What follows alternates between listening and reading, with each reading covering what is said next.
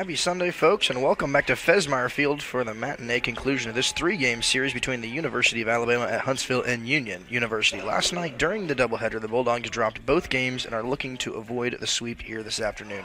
We're getting started here just a few minutes late. They were working on the field, had a long discussion between the head coaches and the umpires, but we are about to be underway as the teams come together. The men from the Chargers team getting ready to take their place in the batter box, and the Bulldogs taking the field. Last night in the first game of the series, Alabama-Huntsville got out to an early 2-0 lead in the third inning before Union drew even in the bottom half. 3 more runs were allowed and added in the sixth inning by the Chargers, but the Bulldogs kept up with the pace, and the game was tied heading into the seventh. The Chargers would go on to score the next 5 runs of the game, while Union was held to just 1, ending the game at 10-6. Bulldogs just fell out of that one right at the end. At the plate, Will Knowles led the way for the Chargers with a 2-for-4 game with 1 home run and 3 huge RBIs. For the Bulldogs, Alec Hardy went 3-for-5 with 4 RBIs and had an explosive day in the 2-hole, dominating the Bulldogs' offense production. Kenyon Pace and Trey Frierson also had multi-hit games to combine for 4 runs. Making the start for the Chargers last night was Connor Brooks. He went 5 2/3 innings, struck out 3, and gave up 3 earned runs. Poindexter was the pitcher record for the Dogs yesterday, going 6 2/3 innings, giving up 6 hits, 7 runs, and receiving the loss. Corey Haggood earned the win in relief with 2/3 of 1 inning pitched. He struck out 2 Union. Bulldogs. Orwig and Beckham also pitched in relief yesterday in the first game. Now the Chargers got out to a 2-0 lead once again in Game 2 in the second inning, at the 2-run lead proving to be enough for the win, as they ultimately went on to win that game 7-1. Ezell extended his hitting streak to 18 games in the Game 2 win and belted 1 home run, his 8th of the season. Carson Villalta contributed his 5th home run of the year in a 2-for-4 showing at the plate. Hunter Tillman drove in 3 runs for the game while going 2-for-3, and the Bulldogs were held to only 3 hits on the day. Those 3 hits were Alec Hardy, Carson Chavis, and Trey Frierson. Andre Orselli improved to 5-2 as he made the start on the mound for the Chargers and threw 6 innings, earning the win. The loss went to Union freshman Lane Evans, who gave up 7 hits, 3 runs in his 5 innings of work. Dylan Thomas came in relief. He only was able to go 2/3 of an inning. He gave up 1 hit and 2 runs before Ryan Evans finished his brother's work, giving up 2 runs on 4 hits. But today is a new day, and we join you on a chilly afternoon here in Jackson. It's 54 degrees. It feels a little bit colder up here in the booth as well as down the stands. Lots of jackets coming out this afternoon. A couple blankets here by many of the fans. And there's a 6-mile-an-hour southeast wind, so we'll see what that does for the game. The Bulldogs are looking for their 14th win as they enter today 13-27 with only 8 wins in the conference.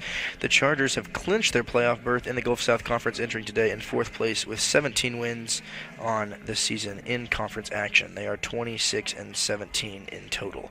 On the mound for the Bulldogs today is Eli Snelson. He's got a 5.4 ERA. We see him deliver his 3rd pitch of the game, and that is just a little bit low. And they're going to say the batter did not go. He's up against Landon Singley with a 7.24 ERA. Here's the starting lineups for Alabama at Huntsville. Batting first, the center fielder, Bodine. Batting second, the second baseman, Villalta, and that's going to be out towards left field, and that's going to be Grayson Swanson, who hauls that in for the first out of the game. Quick little break there as Bodine is retired from our starting lineup, so we'll go right back to it. Batting third is the third baseman, Ezell. Batting cleanup and playing first base is Vasquez. Batting fifth, the right fielder, Lindsey. Batting sixth, the designated hitter, Brewer. Batting seventh, the catcher, Knowles. Batting eighth, the shortstop, Rodier. Batting ninth, the left fielder, Tillman. Now up to the plate here, we have Villalta. In the first game yesterday, he went 0 for 3, but he did have 2 RBIs. He walked twice, struck out twice. In the second game of the doubleheader yesterday, he went 2 for 4 at the plate. One of 4 batters for the Chargers that had at least 2 hit days. The Bulldogs only able to get 3 hits in the second game, while the Chargers had 12. A very different offensive day. So here's the next pitch to him. In and low. It is going to... They're going to give him the base. It looks like it's going to be a hit by pitch here issued to Villalta.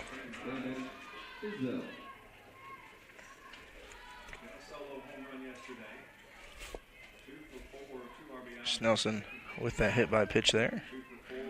Bulldogs, of course, were leading the conference last week in hit by pitch. Let's see if they continue to do so. Actually, Christian Brothers took it back this week. They have 83 hit by pitch, but the Bulldogs now have given up 79 hit by pitch so far this season. So that's 79 runners that could not get out of the way in time And we'll see if the Bulldogs want to get that back by the end of the season. That's going to be on the left side. Sisk has it, throws it over to first base, and he's going to take the easy out. It's a 5-3 put out to retire Ezell. But he does move over his runner. They're unable to get the roll-up double play that they were hoping for on that. It was a good look over there by Sisk, but Ezell was able to avoid the right side of the field as they're doing a modified shift. They're going to do a pretty similar thing here. We see Netterville now taking his place on the other side of second base. Vasquez, a very wide open stance. Alec Hardy playing closer to first base than he is to second. Big shift here. Big wide open gap on the left side. Interesting move. We could expect something like a bunt down the left line, but we'll see if Sisk is able to haul that in. So Vialta's now at second. Vodon and Ezell were retired, and Vasquez now is the batter. Vasquez yesterday played in the first game as the designated hitter, but did not play in the second game. He had the afternoon off. But he went 0 for 3 in the first game, struck out once, and then was ultimately replaced by Brewer. They've got him right back in there. He's in the 4-hole in the cleanup spot. Big, wide open stance, a lot of power. Playing deep as Carson Chavy's out there in right field, close to the track. 3 infielders on the right side. And they know that an opposite field hit is not the characteristic that Vasquez is used to.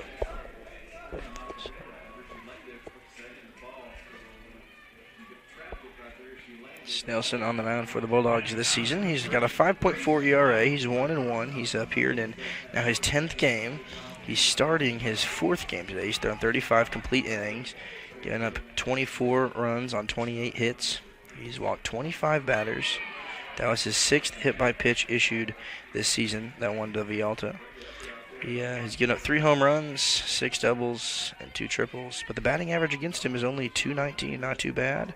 And that is going to be another hit by pitch. So, on the season, now the Bulldogs have hit their 80th batter, and that is Vasquez. So it sets up the force out pretty much at any bag but home.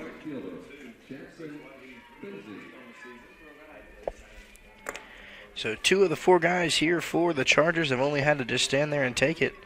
And they've got a free bag. Both runners here looking to strike early in this game as the Bulldogs continue to use the modified shift here in the infield. There's a very impressive amount of left-handed hitters in this Alabama-Huntsville starting lineup. Vialta we saw hit left-handed. Vasquez hitting left-handed. Lindsey right now up at the plate hitting left-handed. And there's still 2 more that we haven't got to. And a consistent day of effort is going to be on the right side of the field. They're very confident in the shift, which is interesting, especially as we've seen so many balls find a small gap in the infield, especially between shortstop and third base. So Sisk has the infield to himself on the left side. Snelson from the stretch with a 2-0 count. He's going to go back, and there's going to be a pickoff attempt. Great throw there by Eli Snelson. Wonderful tag put on by Britt Netterville, but they're unable to get Vialta out there at second base. Great pickoff attempt there by Snelson. That is one of the benefits, of course, of doing the shift, is Netterville is right there. And in case we see Vialta take too big of a lead. But now with 2 on, 2 outs, 2 balls, Snelson's going to step off again and throw it back to Netterville. A little delayed pickoff attempt, kind of floated it out there to second base. Glad that Netterville was able to haul that in without it rolling out to center field. Good dig there by the Bulldog shortstop. So we reset, we take a breath here. So 2 balls, no strikes, 2 outs. Here to Lindsey. It's going to be outside, gets away from the catcher Kenyon Pace. Both runners are going to advance. The force out is removed, and the Chargers have 2 runners in scoring position just as fast as this game started, only 7 minutes ago. So Vialta's now over at third base. Vasquez is now at second, and the 2 hit batters now look to threaten only 90 and 180 feet away from home. So Lindsey's going to step back in. He's got the orange lightning bat down there. Neon Thunder stick, and we'll see what he's going to do with it. Here's the delivery, right down the middle for a strike. They're not going to give him the green light. They were hoping to load the bases on a base on balls, but they're not going to get it on that one. So Lindsey's going to have to do something. 3 balls, 1 strike, 2 outs here. 2. To the Charger right fielder. Here's a delivery from Snelson. Big swing and a miss. Swinging right through that one. They say he might have got a little piece of it. I'm not too sure about that. Great pitch placement there by Eli Snelson. Kenyon Pace setting them up very well there today. For the defense for the Bulldogs, we got Swanson out in left field, Frierson in center, Chavies in right field. The infield, as usual, is Sisk at third, Netterville at shortstop, Hardy at second, and Blake Barrett over at first base. Barrett getting the start over at first, while Grant Ross is the DH. And Kenyon Pace behind the plate as Eli Snelson walks Lindsay to load the bases on free runners. So Lindsay's on first, Vasquez is on second, Vialta is now on third, and the bases are juiced here for Brewer, the designated hitter. Yesterday in the second game, Brewer went 2 for 3, had a walk. In the first game, he came on in relief of Vasquez and went 0 for 1, but he did record an RBI in that first game. Pitch is going to be just outside the bottom corner of the strike zone. Good placement there by Eli Snelson, hoping to put something on the ground. The infield has now returned to their normal position, so Hardy's now going to be covering second base instead of Netterville. Netterville's going to shift back over to the regular shortstop position, playing a little shallow out there on the outfield grass. And a great pitch there by Eli Snelson is not going to get the strike call. With bases loaded and no strikes, I definitely would have taken a swing at that one. So some great plate discipline here by Brewer. So we have a brief meeting at the mound. Netterville's going to come and talk to him as well as his catcher, Kenyon Pace.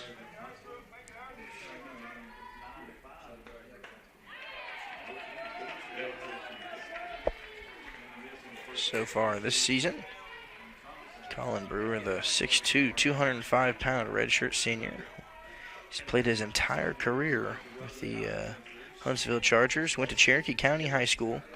Grew up in Center, Alabama. 2021, he was the NCBWA second team All-South Region. D2 CCA second team All-South Region Award. ABCA All-South Region All-Gulf South Conference. Very impressive career as he's been playing since 2018 at the collegiate level with the UAH, and that's going to get away from Kenyon Pace. And one run comes home for the Chargers. They strike first on the wild pitch by Snelson. So he hit a guy with a pitch, hit Vasquez with a pitch, walked Lindsay, and threw a wild pitch. So still no hits and no errors, but a run is on the board. And no Charger batter has anything to show for it in the stat book aside from a RBI. So Vialta comes home. He scores. Vasquez now moves over to third base. Brewer is now at second. Force out is removed, and here's the delivery. Right in there, called strike. Great pitch placement there by Snelson. The count goes to 3-1. Once again, no green light on that one.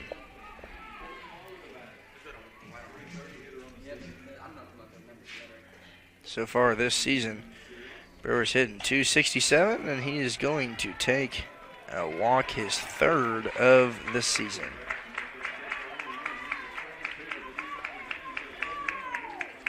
So the bases are loaded once again. Lindsay's at second, Vasquez at third.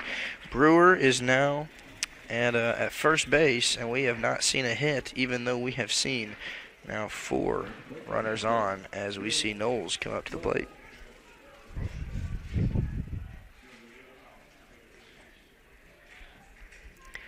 Will Knowles, a sophomore out of Rainbow City, Alabama, graduated from Westbrook Christian High School before going to Alabama Huntsville. He's going to take the first one in there for a called strike. The catcher on the day. Last year he appeared in 32 games, started 26 times, made it on the Gulf South Conference honor roll, hit .298 at the end of the season with 4 doubles and 1 home run last year. So far this season, in the stat book, he is hitting .304. He's played in 32 games, 79 at-bats, 23 runs, 24 hits. There's 2 long balls, doubled last season, 19 RBIs on the year, and he's got an opportunity to gain a few more right now with bases loaded. Snelson continuing from the stretch. Infield is playing deep and back, and here's the delivery. It's going to be a big swing and a miss down on the ground, and Snelson leaves them loaded. So a good workout there by the Bulldog defense, but a little bit of a rough start with a couple free giveaways. But the Bulldogs pitch out of a jam. The Chargers leave the bases loaded, and we go to the bottom of the first inning. 1 run, no hits, no errors. We'll see you here in a few moments.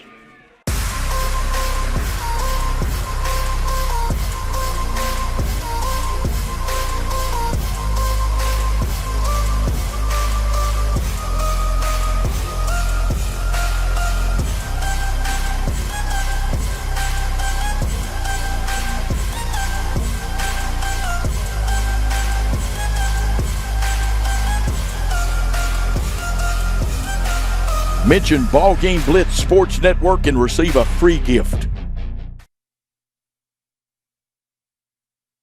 For Union, the shortstop, Brett Netterville. As the softball comes flying over the press booth into the crowd here at Fezmire Field, we go to the bottom of the first inning for the Bulldogs. Here's their starting lineup. Batting first, the shortstop, Brett Netterville. Batting second, the second baseman, Alec Hardy. Batting third, the right fielder, Carson Chavies. Batting cleanup and playing third base is Mitch Sisk. Batting fifth, the left fielder, Grayson Swanson. Batting sixth, the DH, Grant Ross. Batting seventh, the first baseman, Blake Barrett. Batting eighth, the catcher, Kenyon Pace. And batting ninth, the center fielder, Trey Frierson. Defense today for the Chargers. We got Tillman out in left. Out in center is Bodine. Out in right field is Lindsay. The infield, we got Lizelle over at third base, Rodier at shortstop, Vialta at second, and Vasquez at first base. Knowles is behind the plate, and Brewer is the designated hitter. For the pitcher today, the University of Alabama at Huntsville is Landon Singley, the left-handed pitcher, sophomore out of Mobile, Alabama. Went to Coastal Alabama South Community College before transferring in. This is his first season with Huntsville. He's got a 7.24 ERA on the season. He's got 1 win, 1 loss. He's appeared in 13. This is now his 14th game. This is his 8th start of the season. He's gone 27 and a third innings in total. 41 hits given up, 29 runs, 10 walks issued. He struck out 21, and that makes it 22. Centerville got a piece of it, but the catcher Knowles had a good catch on that foul ball and rung him up. So far this season, Singley has given up 6 doubles, 3 triples, and 2 home runs. Speaking of doubles, Alec Hardy had the big one in game 1. He went 3 for 5 with 4 RBIs in the first game of the doubleheader yesterday, really getting that offense heating up at the end of the season. He's going to put that one right down the third base line. What a great attempt there by Azell, diving, laying out for it, but it was just foul. Over there in front of the Bulldog dugout, Alec Hardy gets another chance here today. So Hardy's going to step back in, get another shot here from Singley, who is continuing to pitch from the stretch even with no runners on. Hardy's going to take another rip at that one.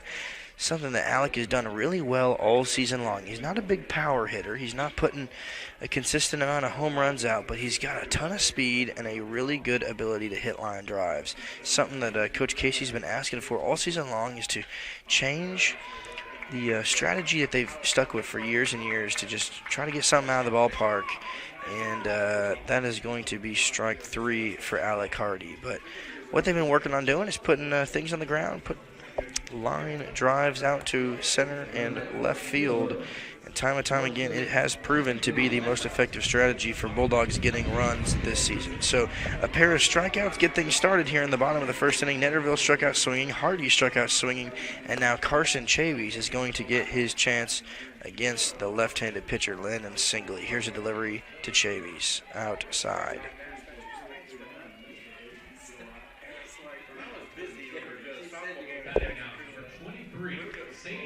Chavies in the first game went 0 for 3. He did have 2 walks in that game, and that's going to be just around his feet. Almost got a piece of him there. You mentioned the hit-by-pitch numbers given up by the Bulldogs so far this season. Union now has 80 batters hit by a pitch, and they're right behind Christian Brothers in the conference, who has 83. Right behind them is Auburn Montgomery at 76, tied with Lee also at 76.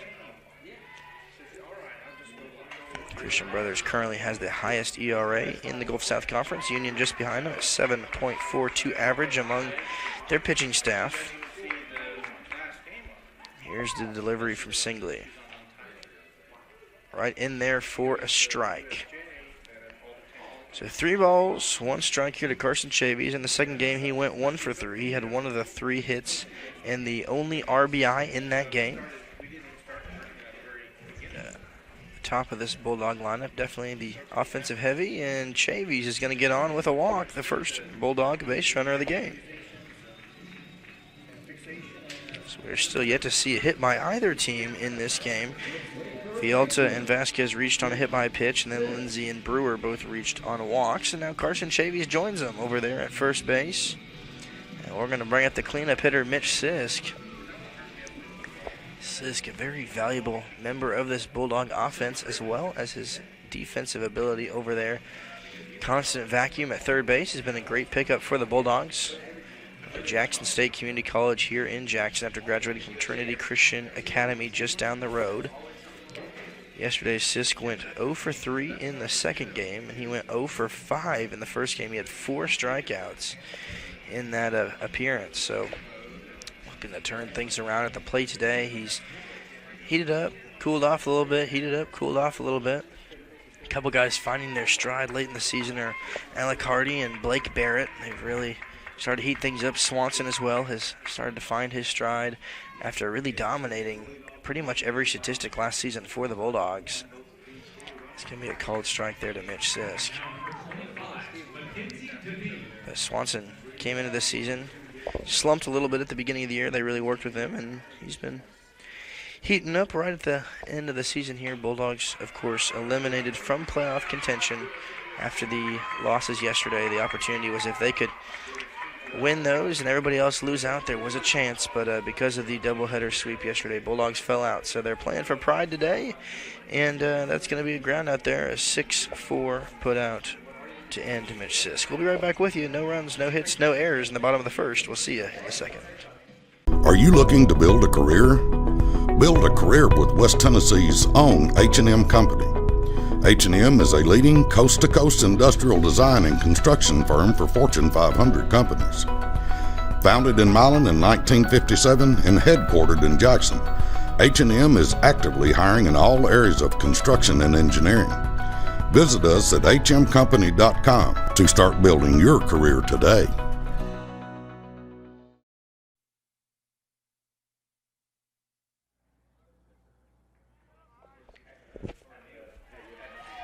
Up to the plate here is the shortstop Rodier Snelson back on the mound for another inning of work for the Bulldogs.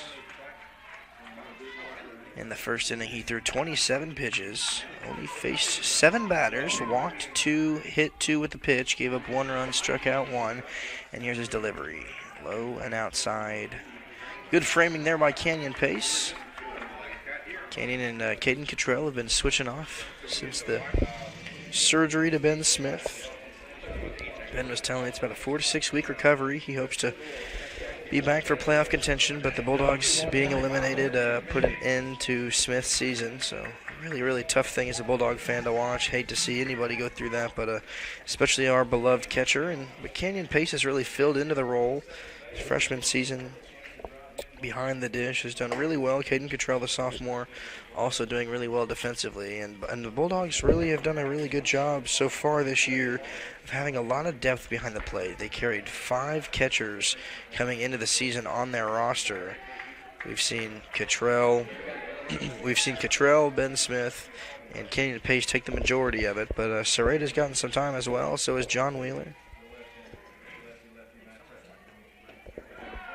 Here's a delivery from Snelson. It's going to be put in place. Sisk's got it over at third base. Throws a cannon over to first. Barrett claims it, and it's a 5-3 put out. Sisk Barrett to get the first out of the inning. Left fielder, Hunter Tillman. Hunter Tillman next up to the plate. In the first inning, Snelson faced the first 7. Now we see the man in the 9 hole. Hunter Tillman, the junior out of Mobile, Alabama.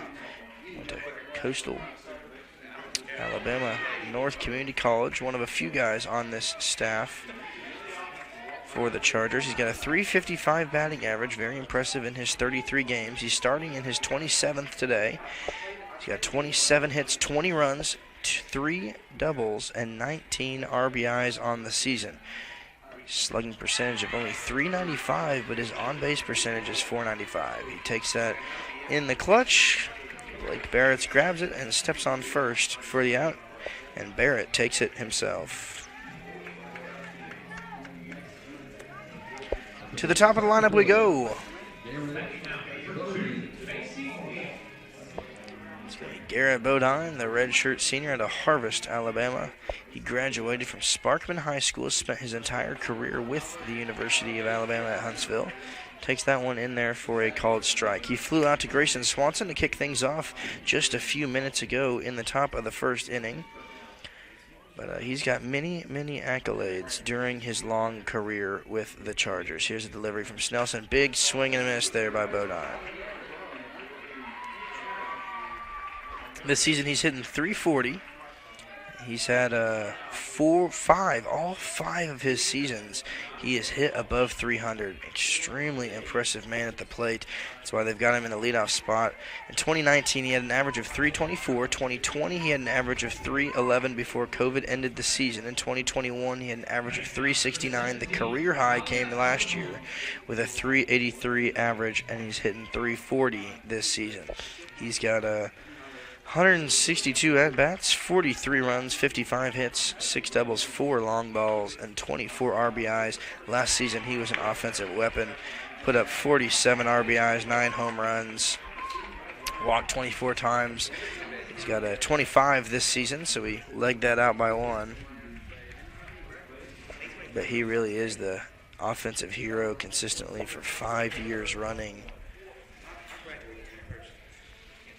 Here's the delivery. Now back to the windup is Snelson. That's going to be popped right to shortstop.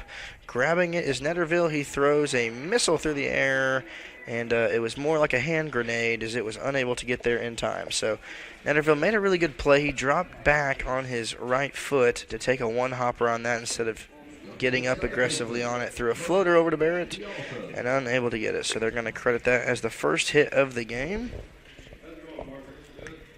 Bodine makes his way over to first on that one.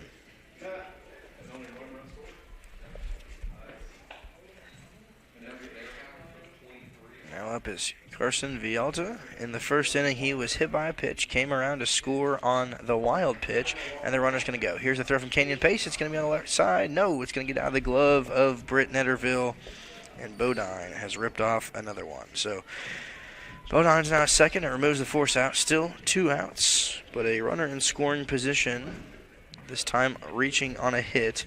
And Villalta is going to have the chance to put up an RBI in this game.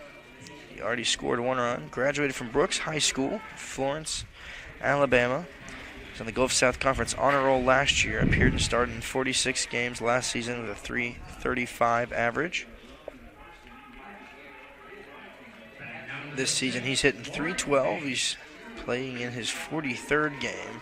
Has 141 at-bats, 27 runs, 44 hits, 8 doubles, 1 triple, and 5 home runs. Another force to be reckoned with when it comes to extra base hits. Delivery to him is going to be inside. He checks his swing, goes down almost to a knee to take that one. Canyon Pace with a good dig. Back with the 3-umpire crew. It's good for consistency. Here's a delivery to him. It's going to pop back over the first base side. We've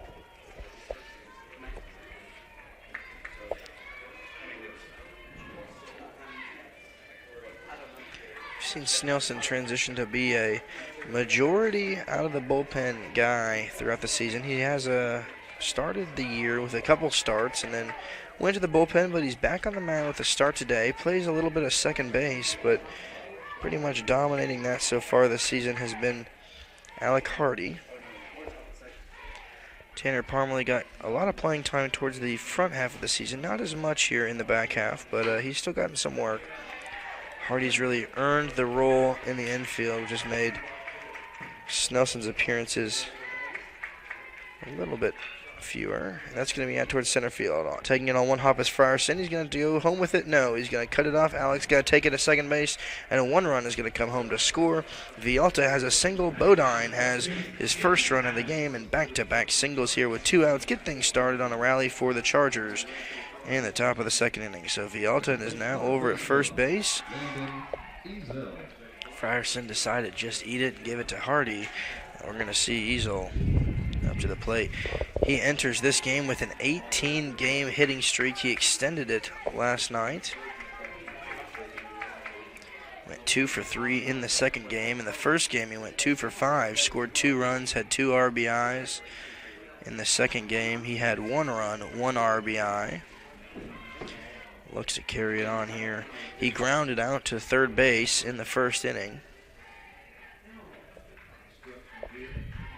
Checking back over is Snelson. Alec Hardy is playing really close to second base, ready for a steal attempt by Vialta. Standing really close to second base, of course. Zell is a pull hitter, so Hardy can play a little bit closer to the left side. There is a huge gap, though, left open. With Chavis playing so far deep out in right field, a dangerous play just like that one. I think it's going to go out into the right field bullpen, but if he would have got that on the ground, it's going to be at least an extra base hit. You put something on the ground on the right side, and it's going to give Vialta a couple bases. So the right side is unprotected. Alec Hardy is going to be covering second base and a possible steal attempt by Vialta. And that's going to be right down the right side, a little dribbler.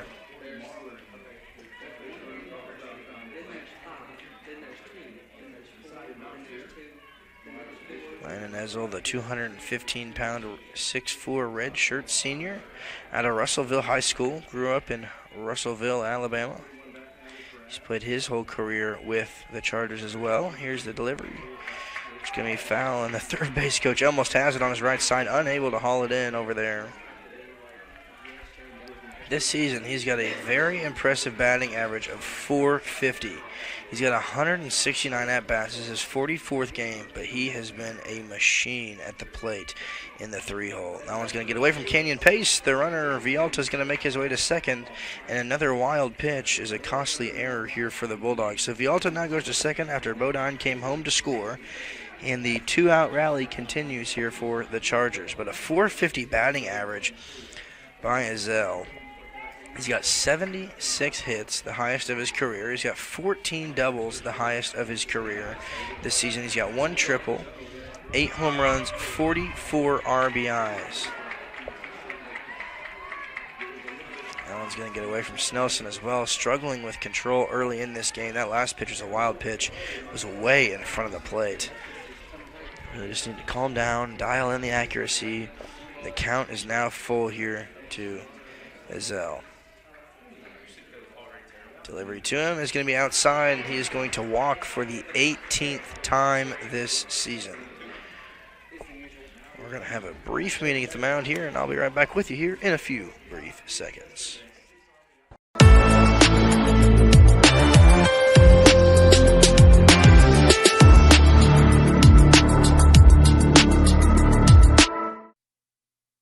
Brennan Vasquez.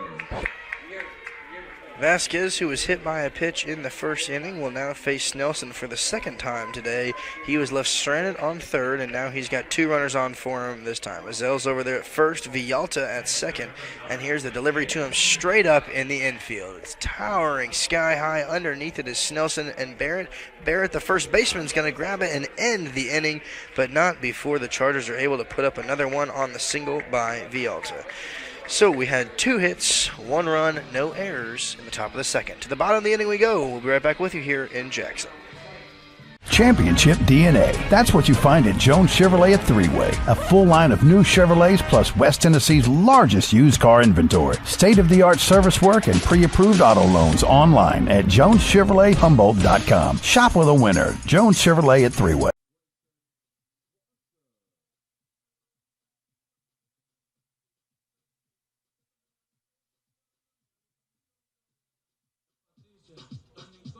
Swanee getting things started here for the Bulldogs in the bottom of the second inning.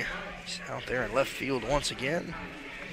That's going to be first pitch he sees. Popped up on the right side, a little chip shot out to right field, and Lindsey's got it for the out. A really good attempt there in on the hands of Swanson. Got a good bat on it, but unable to get anything done there. Designated hitter, Grant Ross, the freshman, is in the DH role today. We typically see him over at first base, but he's settled into his DH role today. Now it's going to be a ground ball off of his front right leg. Grant Ross out of Collierville High School in Collierville, Tennessee. Played all 4 years of baseball there, named MVP, All-State, and All-Metro player. Set the school record for most career doubles with 20. He's done a little bit of everything. He's fielded, played a lot of first base. He's hit all season long, and he's been somebody the Bulldogs are really excited to work with the next couple of years. Lots of good talent here from this freshman, especially behind the plate. Remember his first game, he came in, hit the home run, and said, "I am here, and welcome to Union." So far this season, he's hitting .246. He has 130 at-bats, 32 hits, 16 runs scored, 4 doubles, 3 home runs, 16 RBIs. Cooled off a little bit late in the season. He's traded off with Blake Barrett all year long over there on the first base corner. Takes a step out. He's going to call time for a moment. Singley came into this game, lit up the first 2 Bulldog batters, struck out both Netterville and Hardy. Chavy's able to get that walk, and now we see Grant Ross get his first attempt. So no balls, 2 strikes here to the Bulldog first baseman, DH. Swings through that one. So that is the 3rd strikeout, all swinging, recorded by Singley in this game. And it's going to bring up Blake Barrett, the Bulldog first baseman.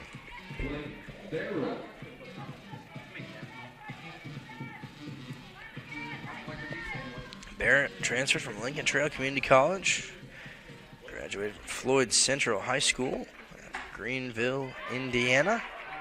And he's going to put the bat on the ball for the first one right in the right side towards the cars by the fieldhouse. Played 2 years of baseball at Lincoln Trail. His name NGCAA All-Academic Player.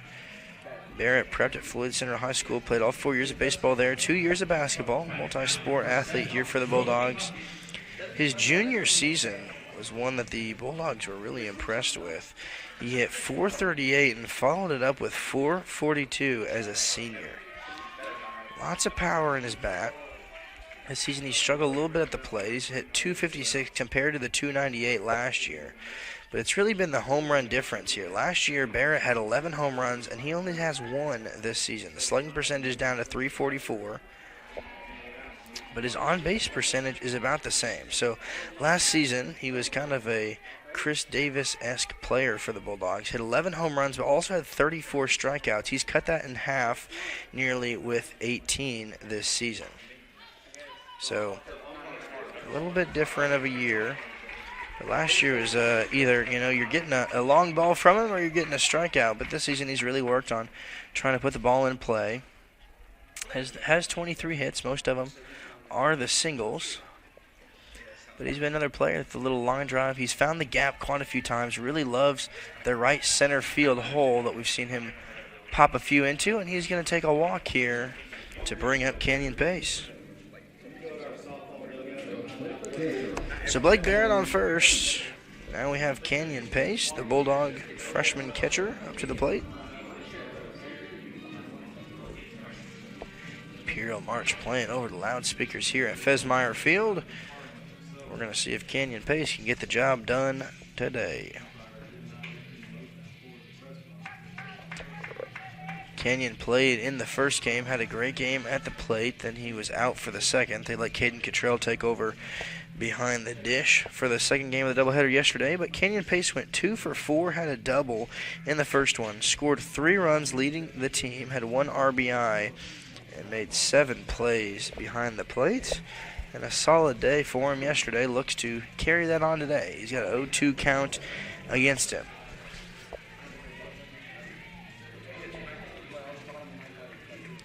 Pace out of Russellville, Alabama, Russellville High School. Takes the delivery from Singley. Swing and a miss. He got him, and that is the 4th swinging strikeout that Singley has recorded. To the top of the 3rd inning we go. The Bulldogs strand 1. They're down by 2.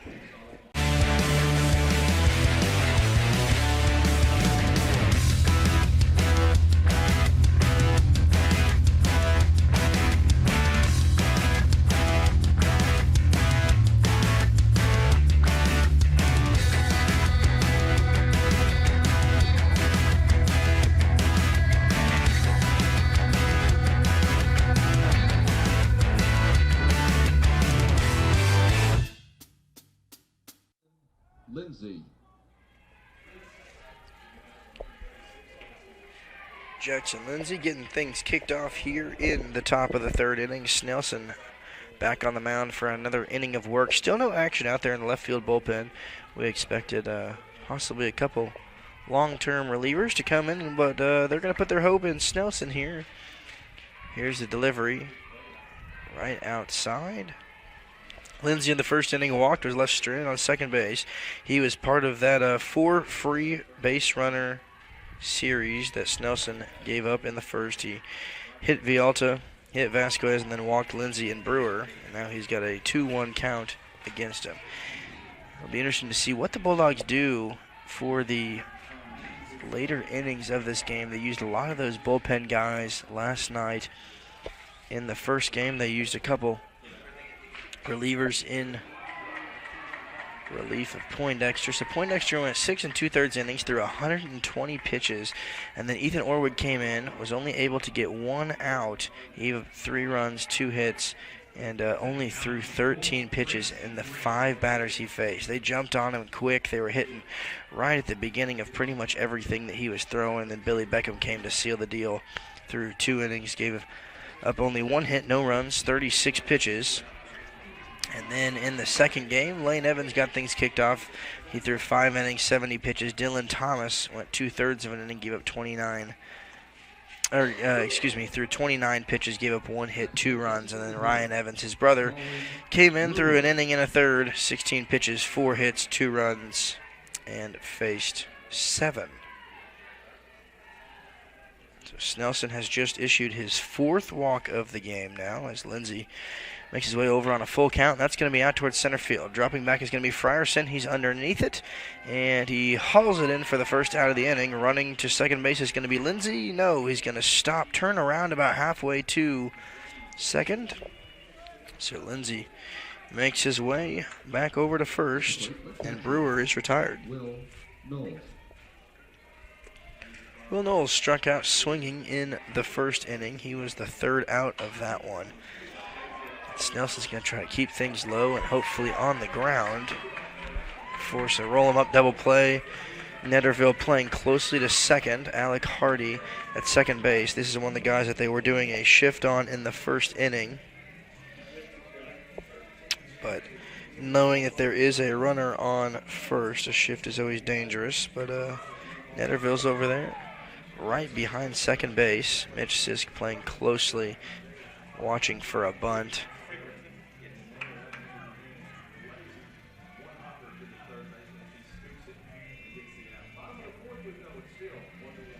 Here's delivery.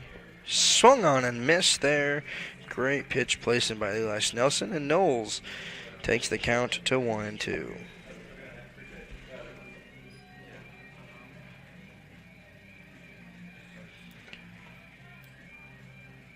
Big gap there on the left side between shortstop and third, and here's the pitch to Will. It's going to be outside in the dirt.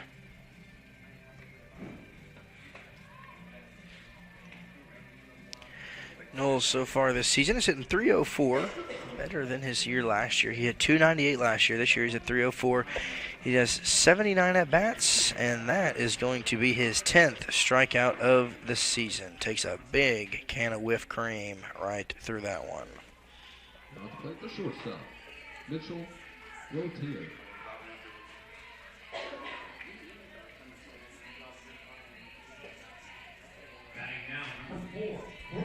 Rotier out of Pelham, Alabama, the redshirt senior, transferred into the Alabama Huntsville out of Southern Union Community College. Last year he was on the Gulf South Conference honor roll, appeared and started in 52 games. He drew a team-high 30 walks to rank second on the team with a .447 on-base percentage. He hit .341 with 10 doubles and 1 triple last year. And now as we approach the end of the 2023 season, he's pretty much matched it exactly at that. He's once again at a .341 batting average, same as last year. He's played in 41 games. 35 runs, 45 hits on the season, 9 doubles, needs only 1 more to match the 10 from last season, but he traded last year's triple for 1 home run this year. He's got 26 RBIs, a slugging percentage has increased to .432, But he has a great plate discipline and eye for the ball. He has 21 walks this year, a career of 52. 51 of those are in the last 2 seasons alone. Strikeout numbers are down this season. He's cut those in half. He had 28 last year, only 14 this year. And a great pickoff attempt there by Eli Snelson. Blake Barrett with a low tag. Lindsey was sliding around that and was able to get his arm into the bag just underneath Barrett's tag. But here's a delivery. It's going to be out towards center field. Charging in is Frierson on his left side. He's got it on the left. And the first clean inning here for the Bulldogs. So Lindsey reaches on a walk. Brewer flies out. Knowles strikes out. And Frierson puts Rodier away. We'll be right back with you here in the bottom of the 3rd inning. Bulldogs down 2-0. Are you looking for a Christian college or are starting the college search process? I want to take a second to tell you about my school, Union University in Jackson, Tennessee. Union is a private 4-year university known for its rigorous academics, Christ-centered community, and the success of its graduates. My favorite part about Union is the faculty. The professors here are so intentional about helping students grow not only academically, but also spiritually. You should check out Union for yourself. Come for a visit. I know you'll love it. At Union University, you'll be transformed.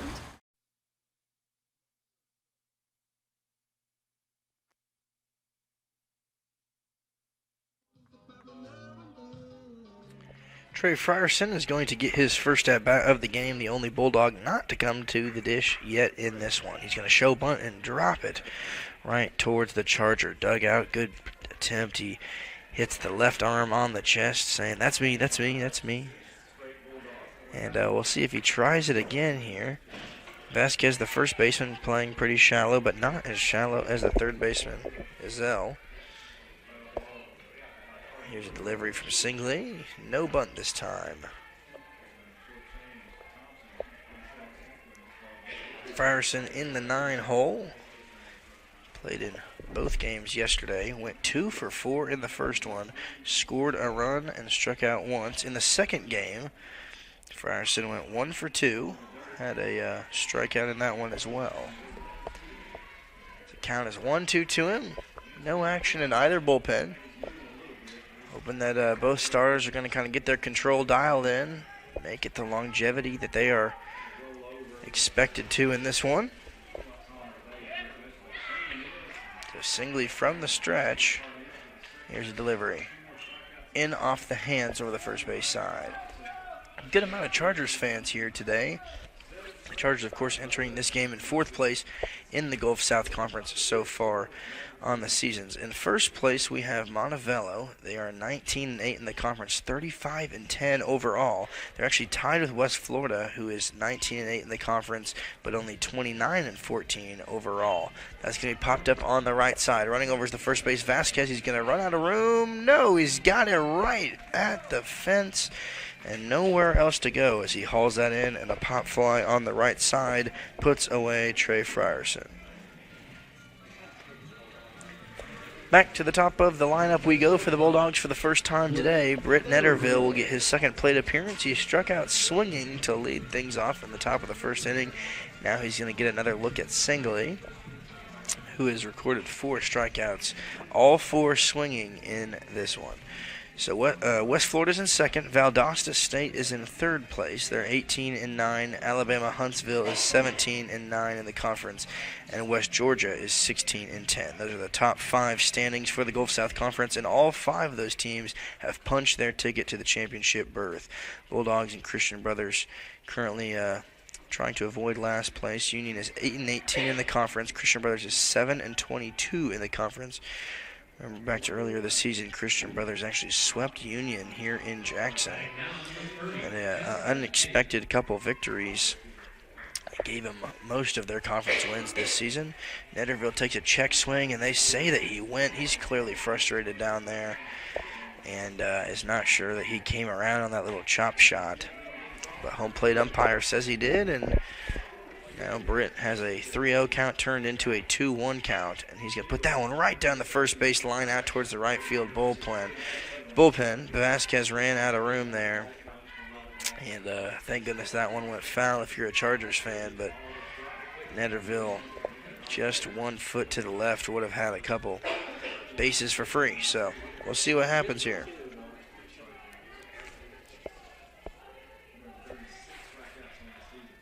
Delivery from Singley is going to be put to the shortstop. Rodinger's going to grab it, throw it over to first base. He's got it 6-3 put out, and Netterville is retired.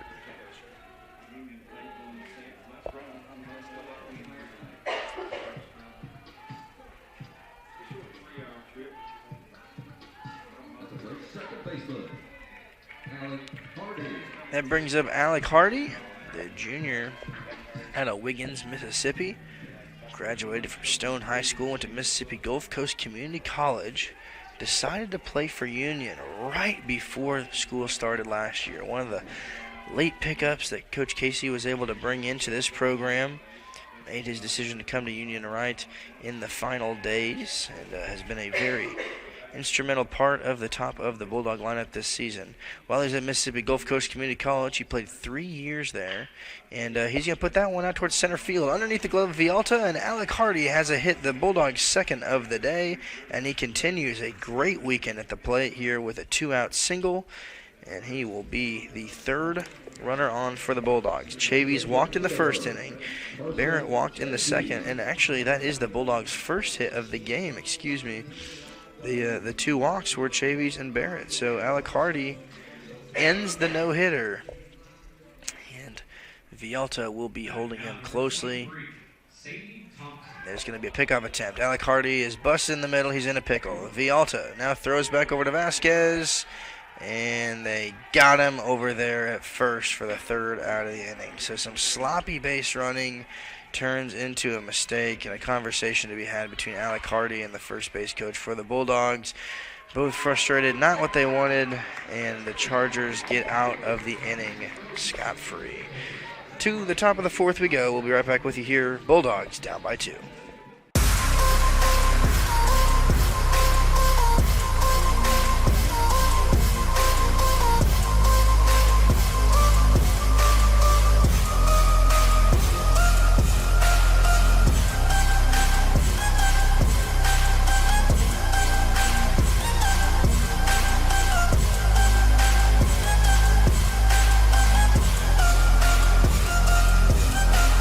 Mention Ball Game Blitz Sports Network and receive a free gift.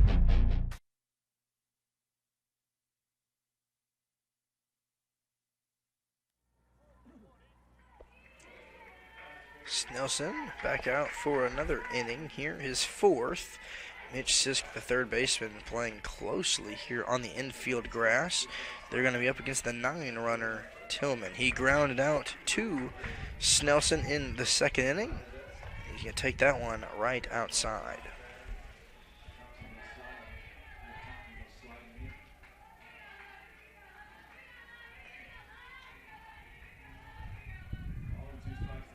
Here's a delivery, and that's going to be out towards right field. Dropping back is going to be Chavies. He's on a full-on sprint, and he's underneath it. And a great run there by the Bulldog right fielder to haul in that pop fly. Chavies was hustling out there in right field. He was set up closer to that 385 sign out in deep right, and he made his way almost all the way to the foul line. So Tillman goes down, and it goes back up to the top of the Charger lineup. Bodine getting his third plate appearance, and he pops that one right up too. Blake Barrett's going to be underneath it in foul territory. He's running out of room, and he has it just before he hits the wall. And 1 pitch, 1 out, easy money here. Blake Barrett puts him away, and Bodine unable to do anything with that one. Now we get to see Vialta get his third plate appearance of the game. He's been on both times. He was hit by a pitch and came around to score the first run of the game. He was the first base runner of the game, and then he had the single in the second inning where he was left stranded at second base. So now in the 4th inning, he gets another attempt. The first 2 outs coming quickly here by both pop flies to Tillman and Bodine, and here's the delivery. He's going to put it right down the first base side. Foul. Barrett gets lucky on that one. It looked like it about got a piece of the bag over there at first. The Bulldogs escape trouble over on the foul side. They're waiting here for a Charger bench player to grab that ball in foul territory. He's going to take a step into the right field bullpen, and we get back to action here. Good off speed there by Eli Snelson, just not able to get it in the zone. trying to paint the corners, but they call that a ball too. So 2 balls, 1 strike, 2 outs here. Right down the dirt.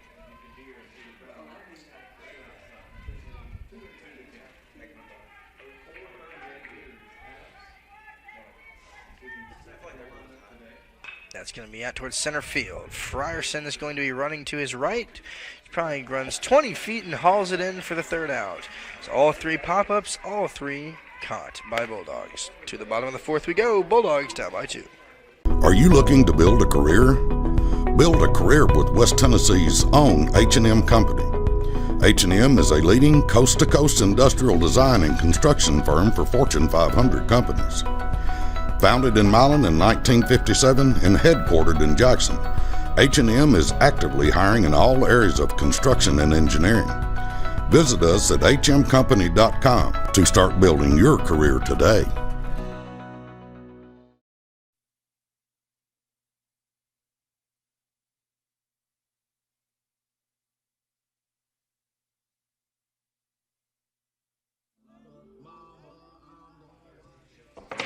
Chavy's getting his 2nd plate appearance in this game. In the 1st inning, he walked and was left stranded. At first, he was the solo runner in the 1st inning for the Bulldogs. Singly on for his 4th inning of labor here in this one. So far in this game, he's thrown 39 pitches. That was number 40. Only gave up 1 hit. That was to Alec Hardy last inning before he was picked off. Issued 2 walks, struck out 4, and has faced 11 batters in the 3 innings he's worked. Infield back, we see Vialta and Roddy are back on the grass. That's going to be up on the right side towards the cars. Gonna roll out to the fence by the field house and the little parking lot over there. Pretty decent attendance here at Fesmeyer Field. A lot of blue here today.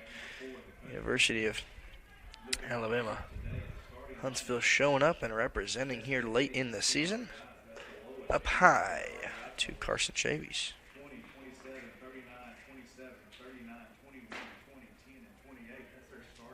Chavies out of Collierville, Tennessee. His 2nd season with the Dogs. He's got .299 batting average this season, 134 at-bats, and he's going to do a little blooper on the right side. Grabbing is going to be the 2nd baseman. Almost troubled there, but Vialta is able to haul it in right in the triangle. We saw Lindsey, Vialta, and Vasquez crashing in, but the 2nd baseman takes care of it and knocks out Chavies.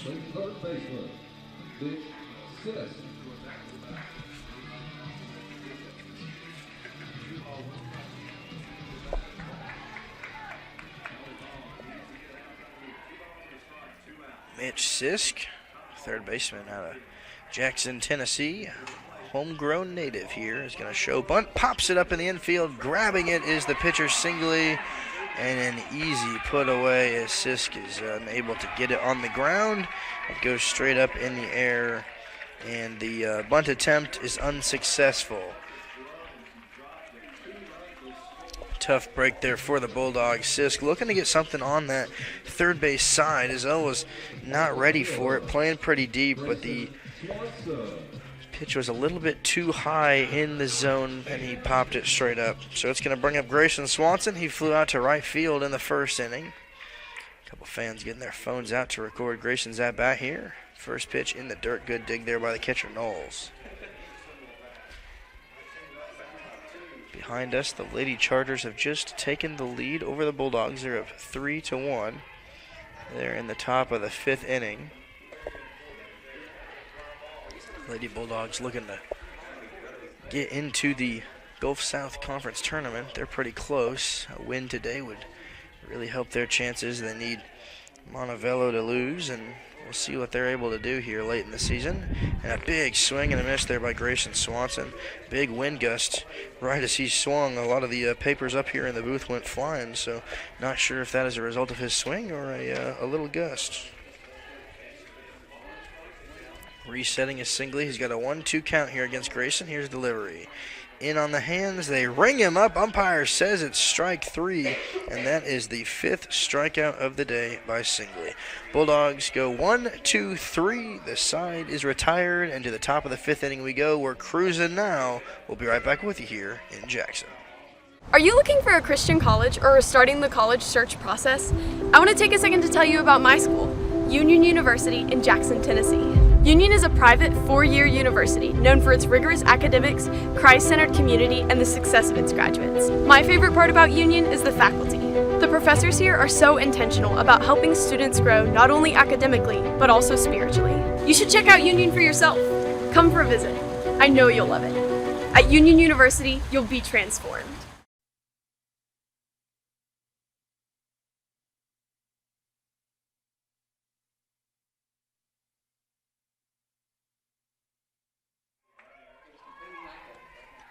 Eli Snelson's first pitch is going to be a swinging strike by Levi Ezel.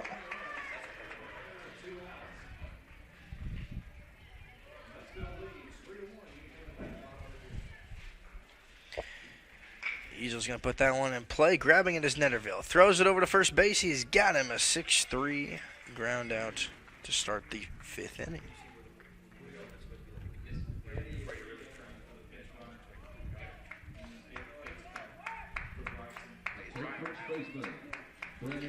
Brennan Vasquez, first baseman, graduate student out of Milton, Florida. Went to Brown College before transferring into the University of Alabama at Huntsville. Last year, he was a member of the Gulf South Conference Honor Roll, appeared in 30 games, started 29 times, batted .344, 9 doubles, 6 home runs, and he puts that on the right side under the glove of Blake Barrett. It's going to go out to right field. Chavis is going to grab it, and on with a single is Vasquez. Vasquez reaches for the second time today, and it's going to bring up Lindsey. Lindsey's already been on both times. He's walked twice. He was left stranded at second base in the first inning. He was left stranded at first base in the 3rd inning. And we'll see what he can do here. Jackson Lindsey out of Russellville, Alabama. Here's a delivery to him. It's going to be hit on the right side. Lindsey in his 3rd plate appearance. They've already gone through the order 3 times. Bulldogs haven't even done it twice yet. Due up for the Bulldogs in the bottom of the 5th, we'll have Ross, Barrett, and Pace. Right now, due up, we have Lindsey. On deck is Brewer. In the hole is Knowles. Bulldogs going back to a modified shift. Mitch Sisk playing closer in on the infield dirt. Shifts over about 20-30 feet from third base. Netterville playing directly behind second base. Hardy now on the right side. Pretty much the same thing they just did for Vasquez, but it didn't work because a hard-hit ground ball still slipped under the glove of Barrett. Still no action in either bullpen. 2-0 game, low-scoring game. Both pitchers have really settled down their control. Snelson in the first inning had the 2-hit by pitch. He walked 2. Had a similar story in the 2nd inning, but since the 3rd, he's been pretty lights out. He gave up the walk to start the 3rd, but then retired 7 straight now. So we'll see what he can continue to do. That's going to be low.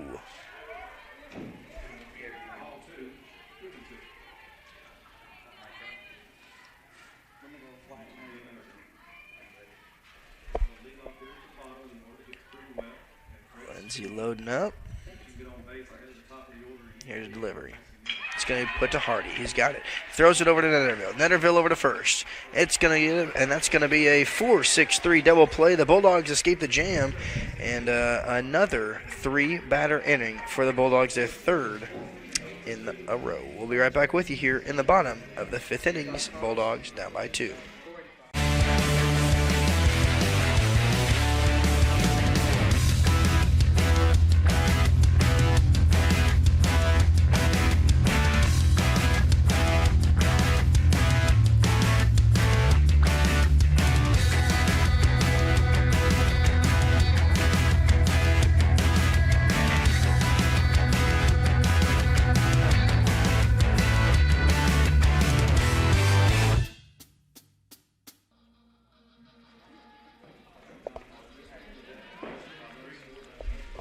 Singley looking to throw his 50th pitch here to kick off the bottom of the 5th inning. He's only given up 1 hit, the one to Alec Hardy. in the third inning. He's faced 14 Bulldog batters, struck out 5, and walked 2. His challenge right now is the freshman Grant Ross, who takes the first pitch in there for a called strike. Ross in the second inning struck out swinging, and we'll see what he is doing. We have Ross, Barrett, and Kenyon Pace due up to start this inning. Singly from the stretch, pitch swung on and missed there. Grant Ross with a big whiff to that one. Ross, the freshman out of Collierville High School, Collierville, Tennessee. Look in from Singley on this one. Good off-speed pitch there. Got a little bit on the hands of Ross. He had to step out, make sure that one didn't get a piece of him. Yesterday in the first game, he went 1 for 3, scored a run, walked twice. In the second game, he went 0 for 3 and struck out once. So had a little bit of a different day. Of course, the Bulldog bats being silenced in the second game of the doubleheader yesterday.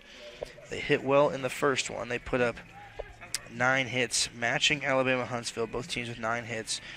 And it was the runs given up by Ethan Orwig that made the decision in that one, Alabama Huntsville winning it 10-6.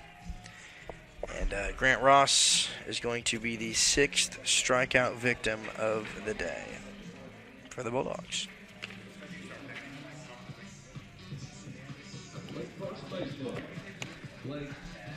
Out to bat is Blake Barrett. He walked in the second inning. He has been one of 3 Bulldog base runners. So we had Chavies walk in the first, Barrett walked in the second, and then Alec Hardy had a single in the third before ultimately getting picked off. So Singley now with his 6th strikeout. Very impressive on the day. And Blake Barrett is going to get his second attempt here.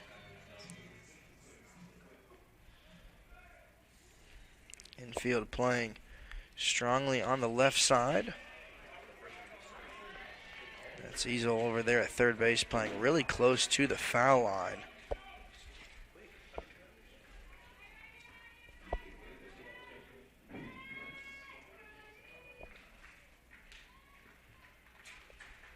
Looking in here is Singley from the stretch. Barrett loading up on the right side. Here's the pitch. Swung on and missed. And the 7th strikeout here is Blake Barrett. He swings through that one. And time and time again, the Bulldogs continue to find themselves as strikeout victims.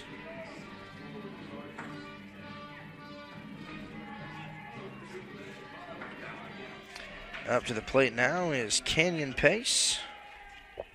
In his first plate appearance, he was also a strikeout victim, and he pops that one up on the right side. Running over to the first baseman, Vasquez, running out of room over there, and it's going to be right in foul territory.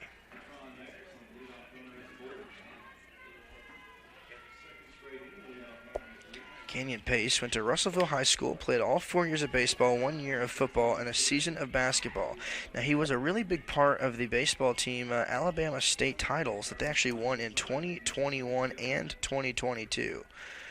A couple guys on this team, both Ezell and Lindsey, were also a part of those state titles. So a little bit of a rivalry here between a couple of Russellville, Alabama guys. Kenyon Pace deciding to come to Union. Ezell and Lindsey going to the University of Alabama at Huntsville. But a cool moment here as they meet back up on the field as challengers in this game. It's been cool to see some high school teammates that won together now face each other here late in the season, both with the playoffs on the verge here. Alabama, Huntsville locking it up, Bulldogs falling out of contention. But Russellville High School has had quite a few impressive guys go collegiate, and we see 3 of them playing in this game today.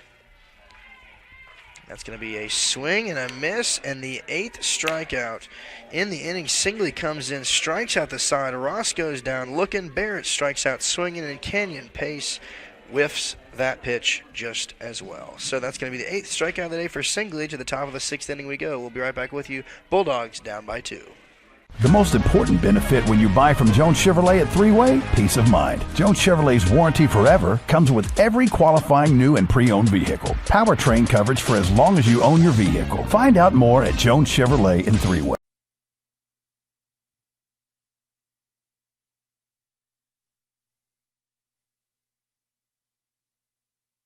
Colin Brewer. Snelson now has gone 5 innings, thrown 90 pitches. A couple guys ran out to the bullpen, did a little action, but Snelson's really started to dial things in, pitch well here later in the innings. Alabama Huntsville put up 1 run in the first, 1 run in the second, and it has been silent since then. Snelson's given up 3 hits, 2 runs, walked 4, and struck out 2 in the 23 batters he's faced, and that just about hits Brewer in the head. Just a couple inches off of the helmet there. Colin Brewer, the 205-pound, 6'2", red shirt senior out of Center, Alabama. Graduated from Cherokee County High School. Playing in his 5th season. This year he's hitting .267. He's played in 23 games. This is his 18th start of the season. He has 60 at-bats this year. His career high was in 2021. He hits it right back to Snelson. Grabs it on the ground, throws it over to first. It's a 1-3 put out and a great defensive play with Snelson able to stick it out. He bobbled it right off the bat, but was able to haul it in, sweep it up, and throw it over to Barrett for the out. Up to the plate now is the catcher, Will Knowles. So far in this game, he has 2 strikeouts. Both of them have been swinging. Takes the first one in there for called strike, and hopefully he can strike out a 3rd time. Knowles started the first game yesterday. Did not catch in the second one. They put in Johnston in relief, and that's going to be a hit out to center field. Grabbing is going to be Frierson on the ground, and Knowles has a hit, and that is going to be his 3rd hit of the series. He went 2 for 4 in the first game yesterday, scored 2 runs, had 3 RBIs, and he adds another one here with a single to center field. At the plate, the shortstop, Mitchell Rotier.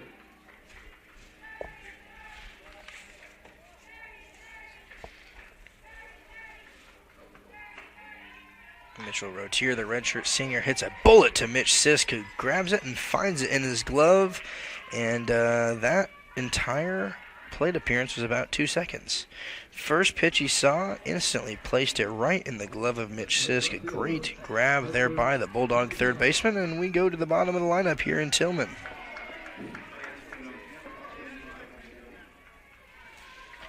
So 2 quick outs here for the Bulldogs. Netterville is going to move over to the second base side of the infield. Mitch Sisk shifting closer and to his left over at third base. He comes in on the infield grass. But the staggering amount of left-handed batters in this Charger lineup today is going to be really impactful on the decisions and positioning of the infielders. They've moved around more in this game than they probably have all season combined. There is some action now for the first time in the left field bullpen for the Bulldogs. Snelson, as he approaches his 100th pitch in the game, he's now at a 98. Here's his 99th, way off the mark. Good grab there by Canyon Pace to protect it, but he says, calm down, you're good. Just keep throwing, keep controlling. But Snelson's really gotten dialed in here late in the game. Snelson went to Miles College, engineering major here at Union. Got to have lunch with him a couple weeks ago, and he's talking about how thankful he is for the new coaching staff and the mentorship that Coach Casey has really shown him. He was a part of the group of guys that got really involved in campus. Him and Alec Hardy are 2 that pop in my mind, along with Will Allen Smith. Getting involved in Greek life, a couple Bible studies here on campus, but really trying to plant themselves, of course, both using their transfer year. Alec Hardy and Eli Snelson know that Union is where they're going to finish out their college career, and that's going to be hit. It's going to be a hit and run under the glove of Alec Hardy. It's going to go to center field. Frierson's going to grab it. Going to third base is going to be Knowles. He holds up there, does not decide to come home, and a single by Tillman is going to put a first and third situation in play here. Canyon Pace is going to come out, tell his infielders what the play is going to be. Typically, the Bulldogs kind of elect to either let them steal second base or gun second base. There's usually not too many fake attempts over to third base, but the center fielder, Bodine, is due up for his 4th time today. In the first inning, he flew out to left field. Grayson Swanson put him away early. In the second inning, he had a single and came around to score on the single by Vialta. And then he hit a pop fly to first base, and he's going to put a little blooper out to center field. One run is going to score. Holding up at second base is going to be Tillman. And one pitch, one run, one swing, and one base to Bodine. So he has his second single of the day. Snelson looks over to the dugout. But they're going to leave him in, keep him in a 2-out rally here at Plates Knowles, their third run of the day. They take a 3-0 lead. Tillman is now at second base, Bodine now at first, and we're going to see Vialta up to the plate. They're going to do a total shift. Netterville now on the second base side entirely against Vialta. He was hit by a pitch in the first inning, came around to score, singled and was left stranded at second in the second inning, and then flew out to center field in the fourth. But the shift is a unique thing, of course, banned in the major leagues this season for the first time. Teams have been trying to adjust, possibly putting a fourth outfielder. We've seen that a couple times, or they'll bring in one way that we've seen a lot of major league teams counteract the new rule is to bring the left fielder over to the right side and play with no one out in left field, try to keep things on the ground. But in the collegiate level, shift is still allowed. We see the Bulldogs utilizing it right now with 3 infielders over there. They're going to do a pickoff attempt. It's going to be Netterville, and the ball's going to pop out of his glove, go on to center field. They're going to hold up the runner at third. It's going to be Tillman, and he's now at third. And a little bit of confusion there on what happened. Netterville thought that he had it. Takes credit for that one. It looked like it went through his glove almost from our angle up here. But Tillman is going to move over to third base. Bodine is now at second. And Vialta no longer has the pressure of a force out. He's got 2 runners in scoring position now, both threatening. And here's the delivery to him. It's going to get away from Kenyon Pace, but it's going to be on the left side. He's able to grab it. And we take a big breath and a big pause. So now there's 2 runners on the left side, but 3 fielders on the right side. Netterville, Hardy, and Barrett both playing in the gap, trying to form a wall. Possible ground ball wall over there on the right side. And that one's in there for a called strike.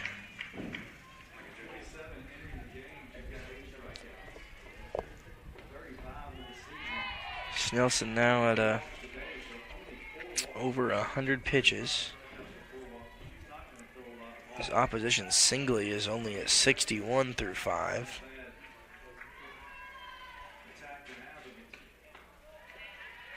So Sisk is holding down the fort there by himself. Snelson's going to switch out the ball. Wants something a little fresh and new, and the count is full here to Vialta.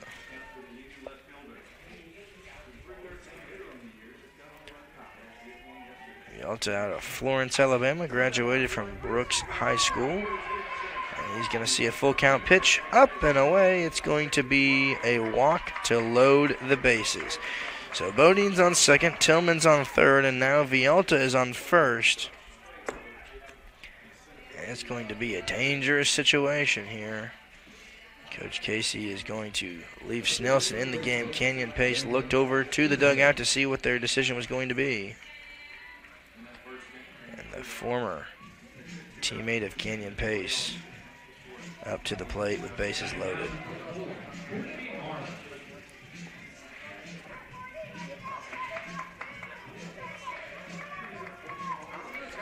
Len Nazell, the redshirt senior out of Russellville, Alabama. We mentioned when Kenyon was up to the plate that he was a member of those state championship teams in 2021 and 22.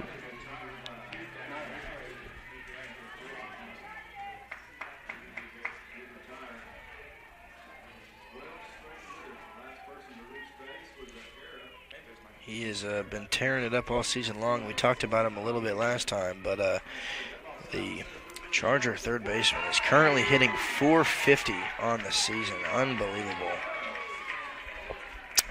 average. He's got 44 RBIs, 8 home runs, 1 triple, 14 doubles, and an on-base percentage of .503. All things you don't want to hear if you're a Bulldog fan with bases loaded. So the infield resets. Netterville goes back to his position. They're playing deep on the back outfield grass here. And here's a delivery. A big swing and a miss. He gets out of it, and he leaves the bases loaded for the second time today. Just like in the first inning, Snelson is able to get the job done. Zell goes down swinging, and to the bottom of the sixth we go. Bulldogs only down by 3. One inning can change it all. We'll be right back with you here at the Fesmeyer Field. The Ball Game Blitz Sports Network by Worthy Road Studios. With over 750,000 views in 2022, we are where you need to advertise. Please subscribe to our Worthy Road Studios YouTube channel and join the other 4,000 subscribers watching local sports, including Union University, USJ, TCA, Jackson Christian, and Peabody. Our multi-camera broadcasts include slow motion instant replay, on-screen scoreboard and graphics, and professional announcers. Thanks to our sponsors who make it all possible. Ball Game Blitz Sports Network by Worthy Road Studios, the premier sports broadcast network in West Tennessee.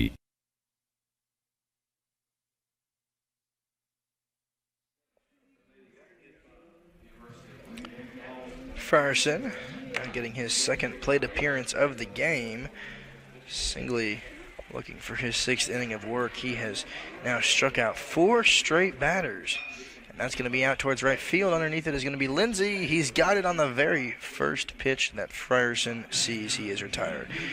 But Singley struck out 4 in a row. That was Swanson, Ross, Barrett, and Pace. Frierson now with a little pop fly out to right field is retired. To the top of the lineup we go here for the Bulldogs and Britt Netterville. Netterville started the game off striking out, swinging. He grounded out to shortstop in the 3rd inning and hasn't seen a plate appearance since. So he had 1 in the 1st, 1 in the 3rd, and now here in the 6th inning he's up once again.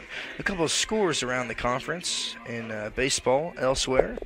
It's the bottom of the 6th inning at Christian Brothers. Lee is currently leading them 4-3. Lee put up 3 runs in the 1st inning. Christian Brothers responded with 1 in the 2nd and 2 in the 3rd to tie it, and Lee has just taken the lead in the top of the 6th inning. There in the bottom there, Lee's got 7 hits compared to Christian Brothers' 4 there at CBU. West Georgia's playing Delta State, and Delta State is tearing it up today. They are up 9-0. It is the middle of the 9th inning. West Georgia currently in this game has no runs, 3 hits, 1 error, and Delta State has 9 runs, 8 hits, and 0 errors. It was the first inning that exploded for them. They put up 7 runs in the bottom of the 1st inning, and West Georgia has not been able to crawl back. They put a couple bonus runs up in the 6th inning and pretty much knocked West Georgia out of that one. So Delta State now actually, they have gotten the win. They won it 9-0. Final score there for Delta State. Infield is really spread out deeply here against Netterville, who pops it up on the right side. Both teams now warming up relievers for the first time in this game. Don't forget to join us at 3 o'clock on Tuesday. The Bulldogs are playing Arkansas Tech University. It's currently the plan here at Fesmeyer Field. There is going to be a couple games of conference play. They're going to check to see if Netterville went. They said, no, he did not. He got away with that one. But games in the conference. Shorter plays Clark Atlanta University on Tuesday. Lee plays Young Harris at 3 o'clock in Georgia. Mississippi College will be taking on Arkansas Monticello at 3 o'clock. In Arkansas, Arkansas Tech will be playing us. West Alabama will be taking on Miles College. Spring Hill will be taking on Auburn Montgomery. And Valdosta State will be taking on Eckerd College.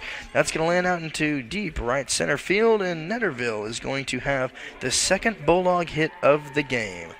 Pretty similar to yesterday's game. The Bulldogs were held to only 3 hits. Alec Hardy had 1, Chavis had 1, and Frierson had 1. And now in this one, Alec Hardy has 1 and Netterville has 1 as the top of the order. Guys have been able to do all the production in this one. Speaking of Alec Hardy, that's the man up to the plate right now. He struck out swinging in the 1st inning and had the single in the 3rd inning where he was ultimately picked off.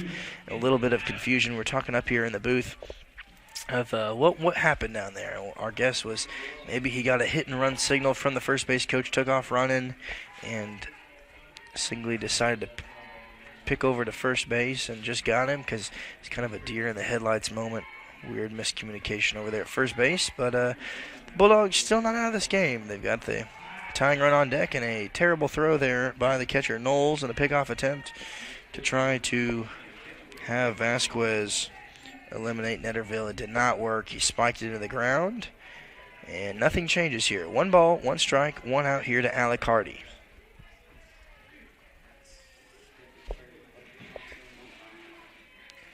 Delivery to Alec. Runner's going to go. Here's a throw from Knowles. It's going to be in time. They gun him at second base, and caught stealing is Britt Netterville. So the 2 hits that the Bulldogs have had have both been eliminated from the base path just as soon as they were out there. So Netterville is erased from second base, and he is caught stealing. So now Alec Hardy has no runners on for him. The pressure's off. 2 balls, 1 strike, 2 outs here to Alec, just outside.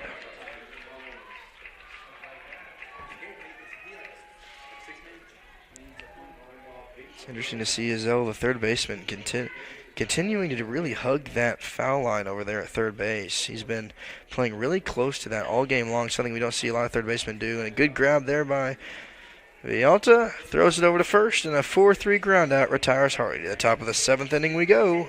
Bulldogs down by 3.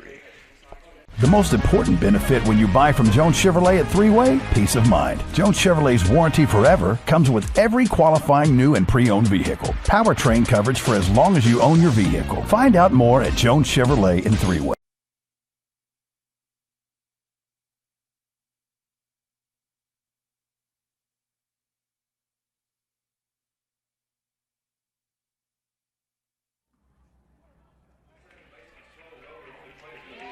Vasquez up to the plate. He is going to see the first pitch here by Bulldog reliever Jack Rasmussen. That's going to do it for Eli Snelson. Snelson in this game threw 112 pitches, gave up 6 hits, 3 runs, walked 5, struck out 3, and faced 30 batters in the 6 innings he completed.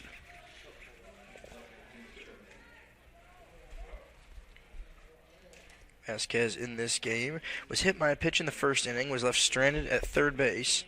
Then he had a pop fly to Blake Barrett in the second inning, singled, and was left stranded in the 5th as well. And we're going to have a conversation here at the mound as Jack Rasmussen enters the game, throws 3 straight balls, and they're going to try to get that under control before he continues.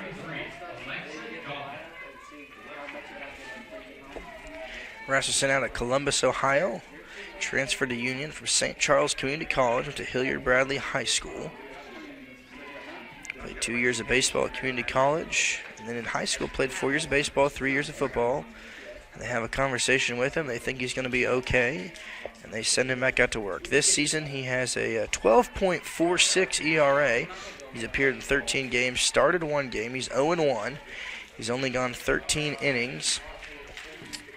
Has given up 14 hits, 20 runs, 11 walks, 15 strikeouts, and a 4-pitch walk is quickly issued to Vasquez, who starts this inning off.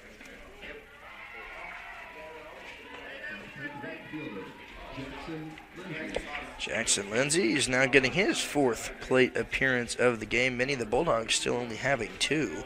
Lindsay walked in the first inning, was left stranded at second, and then he was left stranded at first after a walk in the 3rd inning. He hit into an inning-ending double play in the 5th inning.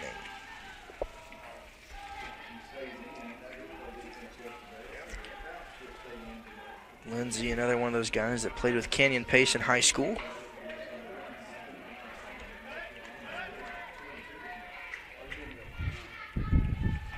All out of Russellville, Alabama. All went to Russellville High School when they won that state championship.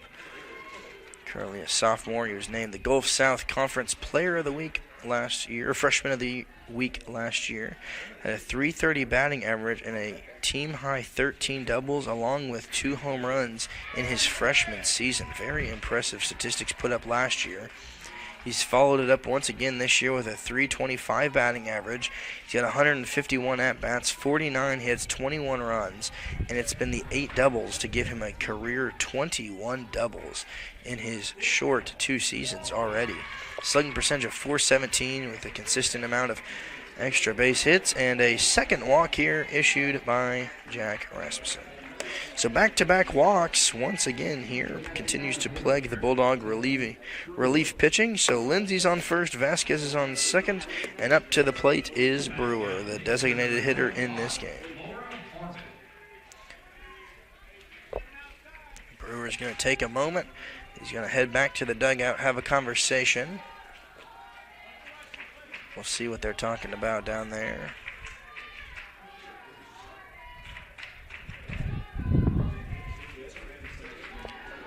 Colin Brewer, the redshirt senior at Cherokee County High School, going to have a meeting with his coach, plan everything out on what he wants to do. He's got 2 runners on. Alec Hardy is currently communicating through a bunch of signals with Canyon Pace, the catcher.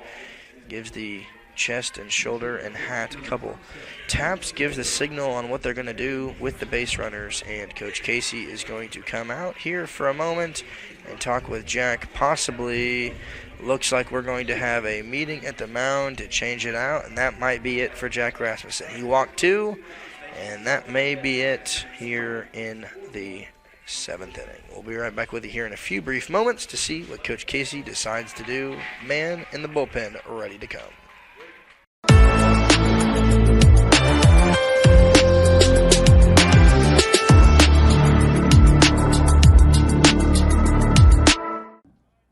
As we have a pitching change here, a brief update on the softball game behind us. The Lady Chargers have blown open their lead. They put up 5 runs up in the top of the 7th, and the Lady Bulldogs find themselves down by 7. Showing bunt there is the DH Brewer. Charging in was Blake Barrett, ready to take it, and that was it for Jack Rasmussen. Jack Rasmussen threw only 9 pitches. Only one of those was a strike. Walked the 2 batters that he faced, and it's going to bring in Ryan Evans in relief. So he throws the first one. Blake Barrett anticipating another bunt possibility with runners on first and second. Blake Barrett charging in. It is going to be a bunt. He pulls it back, a little chop swing, running over to first base. Oh, man, is Alec Hardy. He just ran out of room. Great series of events there defensively for the Bulldogs. Barrett was charging in, pulling back on that at the last second was actually a pinch hitter. It's not Brewer at the plate anymore. It's Brooks, who they're going to have in relief for Brewer.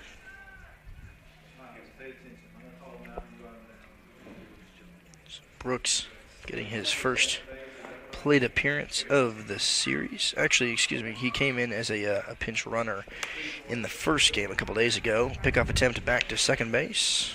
It's not going to be fruitful. Ryan Evans entered the second game of the doubleheader yesterday. He went an inning and a third through 16 pitches, gave up 4 hits, 2 runs, and faced only 7 batters to close out the 7-inning game yesterday. Don't forget the Bulldogs only have 4 games left after this one. They play Arkansas Tech University here in Jackson on Tuesday, and then a series against West Alabama. They're going to throw it over to third base, and they're going to say he's safe. Canyon Pace grabs it, and the bunt turns into a fielder's choice hit. The bases are now loaded. Brooks is on first, and Knowles is going to come up to the plate with the bases juiced. No outs yet recorded. Like we were saying, they're going to do a series in Livingston, Alabama next week against the University of West Alabama. They got 1 game on Friday at 5 o'clock, and then on Saturday and they have the doubleheader to end the season. Looking to end on a couple highlights. They'll play Arkansas Tech. We had a couple games get switched around earlier in the year where the Bulldogs went to Arkansas Tech. That was supposed to be a home game, and they flip-flopped them. So the Arkansas Tech will be coming here on Tuesday, and that's going to be put into play. Off of the chest of Alec Hardy. He throws it to second base. Barrett's going to grab one, or Netterville's going to grab one, and 1 runner is going to score. So Vasquez comes home on the play. A couple bobbles there by the infielders, but Lindsey is now going to go to third base. Brooks is eliminated from the base path, and Knowles will now be at first. But they got 1 out recorded as Knowles reaches on a fielder's choice. Roddy are up to the plate now. First and third situation, Canyon Pace came out and told Netterville and Hardy what the situation's going to be. Ryan Evans with some heat on the pickoffs here. Evans out of Dyer County High School, played all 4 years of baseball there, spent his first 2 collegiate seasons with the Bulldogs here in Jackson, played 3 years of football as well, and he's going to grab a 1-hopper there. He's going to take it, go first base with it after deciding not to go home. Evans looked at home, bobbled it. The runner was already there, so he decided to take the last minute out at the last possible second. and he is successful. So Lindsay comes home to score. They now take a 5-0 lead. Chargers are up, but Knowles is eliminated from the base path as well. Or actually, excuse me, Rodier is thrown out at first, and Knowles is now at second base. So Knowles at second. Rodier is out.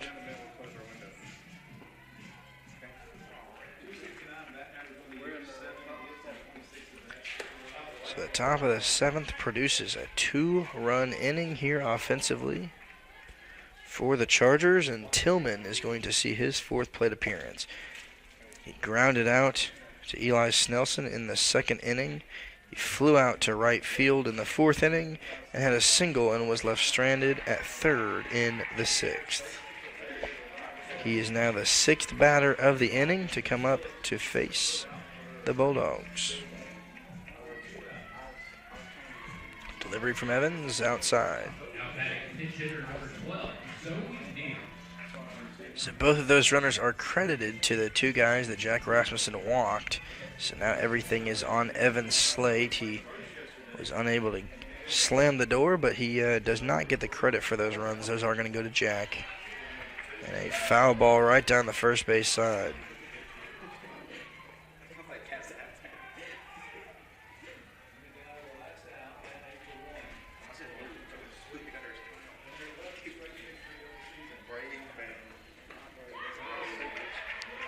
Evans is going to be pitching from the stretch. He's dialed it in. Knowles out there at second base has a really generous lead as the Bulldogs return to their infield shift, and way off the mark there is Ryan Evans off speed. Must have slipped out of the palm at the last minute. Get way away from him there.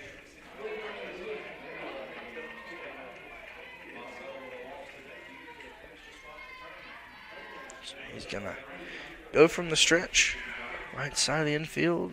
It's going to be a walk, a full count walk issued here to Tillman.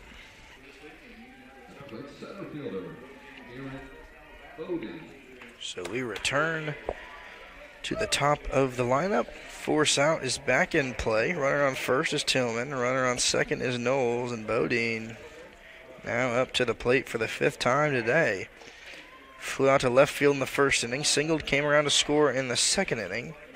Hit a pop fly in the 4th. Blake Barrett hauled that one in and then had the single and was left stranded on second in the 6th. Evans looking in, working to get out of a jam. 0-1 count. Second pitch fouled off. Only needs one more strike to get out of the inning. Bulldogs, we've seen them put up 5 runs in an inning before. They can do it. Not quite out of it. They've got 3 innings left to work with. Due up is going to be Chavies, Sisk, and Swanson in the bottom of the 7th, right in the heart of the lineup. Evans from the stretch looks back. Hardy is going to be holding, and it's going to be in the dirt. And low.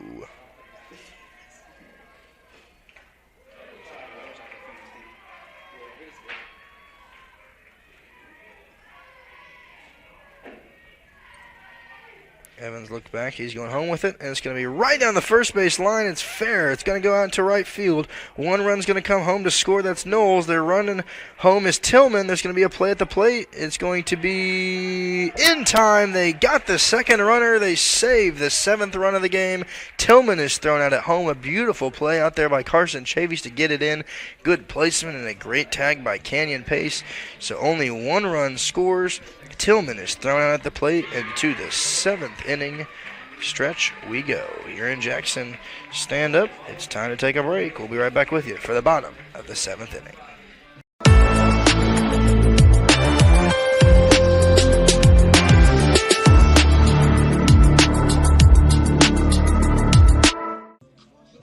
Singley now on for his 7th inning of work. He's only at 74 pitches so far in this game. He's given up 2 hits, and one of those was to the man, Alec Hardy. Netterville had the first one, Hardy the second. Chavies is up to the plate now. Had a walk in the first inning against him and hasn't reached since. That's going to be way out towards right field. It looks like it's going to land. It is just foul by about a foot. Carson Chavies had a great rip on that one opposite field and is going to head back to the plate to get another chance here, but a really good rip there by Carson Chavies. Singley so far has faced 20 batters. He has 8 strikeouts already in this game. He's only walked 2. One of those came to Carson Chavies. The other one was Blake Barrett in the first and second innings. But since those 2 walks, he has been dialed in all game long.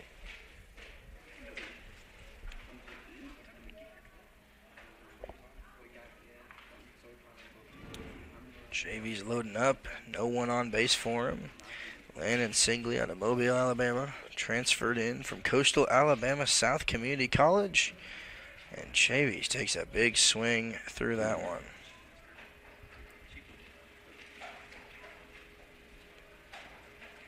This is clearly his season high. The most he had gone before today was 4 innings against Delta State on April 2nd.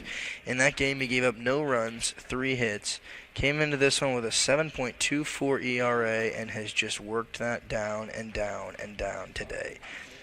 He struggled early in the season. The very first game he was against St. Leo on February 4th, gave up 7 runs, 7 hits, went 3 2/3 innings. Had a tough second outing, but they actually won both of those games. So even though he gave up a combined 13 runs in his first 2 games, they got the win in both of them, consistently getting him run support. Of course, they put up 6 today already. But he gave up 9 hits, 6 runs against Missouri St. Louis on February 11th. But since then, he's been pretty dialed in. Had a little bit of a rough game against Trevecca Nazarene Valdosta earlier this month, but has not been detrimental as Chavies pops that one up in the infield. Running in is going to be the shortstop. Rodier's got it. And it's going to be a little pop out to the shortstop. So Chavies is retired. The Lady Bulldogs falling behind us. The final score was 8-1. The Lady Chargers got the win. We'll see how that affects the softball women in the standings. And Mitch Sisk up to the plate. Pops that one right up on the first base side. Charging over is going to be the catcher, Knowles. He's underneath it, and no, oh my goodness, it's going to hit in the bleachers. Just out of reach. They're going to check, make sure that he is okay. The fan that was involved in that. He's going to go and grab the ball. And back to Mitch Sisk we go.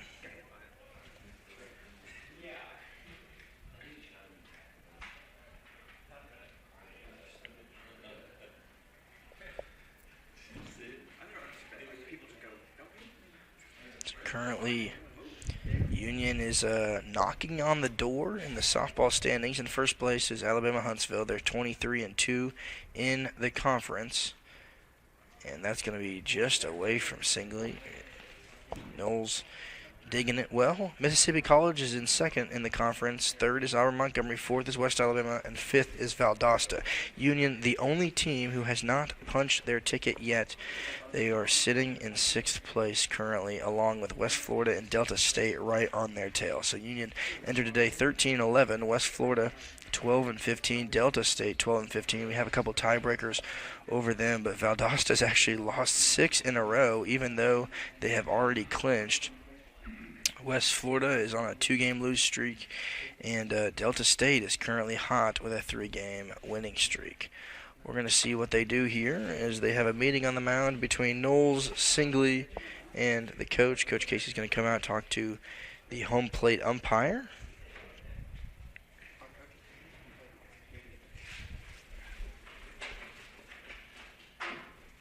Not totally sure what the conversation is here.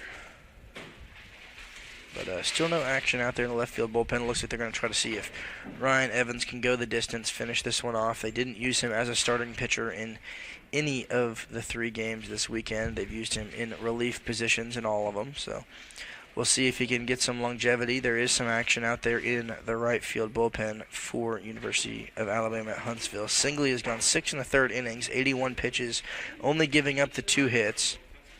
His defense has done well behind him and got a lot of run support as well. Continues to pitch from the stretch. Here's a delivery to Sisk. Inside, ball 3.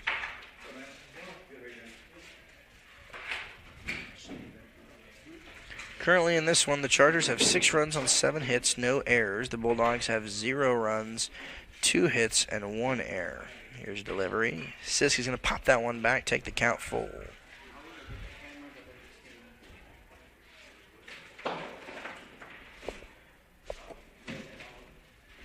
Three balls, 2 strikes, 1 out, Mitch Sisk. Swanson is due up. He's on deck. Right behind him is Grant Ross. Here's the delivery. Sisk swung on and missed. That's going to be the 9th strikeout of the day recorded by Singley. And Sisk goes down on strikes. So 2 outs here in the bottom of the 7th inning. Brings up Grayson Swanson. Swanson flew out to right field in the 2nd inning. Struck out swinging in the 4th. Union athlete looking forward to the Top Dog Awards tomorrow night, being held in the Savage Memorial Chapel here on the campus of Union University tomorrow at 8 p.m. So we'll have some updates for you on Tuesday as Swanson launches that one out to left center field. Running over is Tillman, and he's going to get called off by the center fielder. Bodine hauls it in, and Swanson is retired. To the 8th inning we go. Bulldogs down by 6. Are you looking for a Christian college or starting the college search process? I want to take a second to tell you about my school, Union University in Jackson, Tennessee. Union is a private 4-year university known for its rigorous academics, Christ-centered community, and the success of its graduates. My favorite part about Union is the faculty. The professors here are so intentional about helping students grow not only academically, but also spiritually. You should check out Union for yourself. Come for a visit. I know you'll love it. At Union University, you'll be transformed.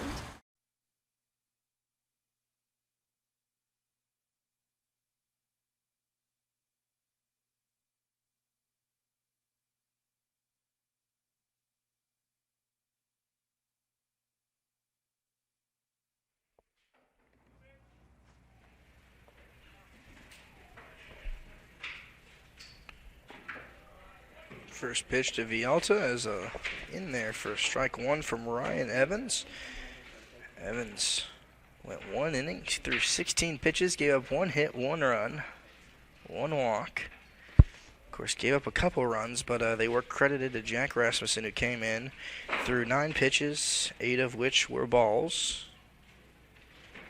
Faced 2 batters, so Evans takes only credit for 1 run, but 6 now on the board, 3 of those being put up in the top of the 7th inning. It's going to be inside there on Villalta. We talked about before the game the influence of the lefties in this lineup. Villalta, one of those. He's lefty. Vasquez, Lindsey, Knowles, Tillman, all predominantly left-handed batters. A couple guys with switch-hitting power. Hardy, Netterville, and Barrett have consistently all been on the right side today. Netterville utilizing the shift significantly in this one. So far in this game, Villalta was hit by a pitch in the 1st inning, and he hits against the shift, and that is the danger of doing so.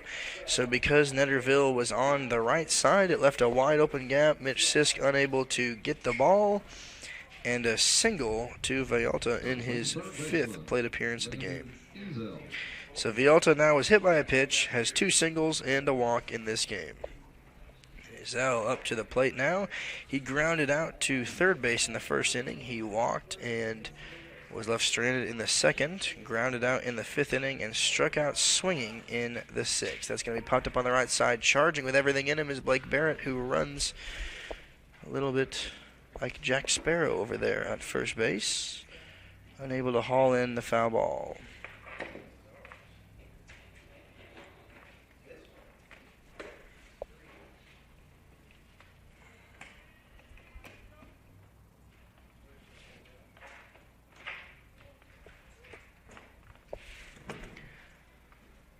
Landon Ezell out of Russellville, Arkansas, takes that in there for a called strike.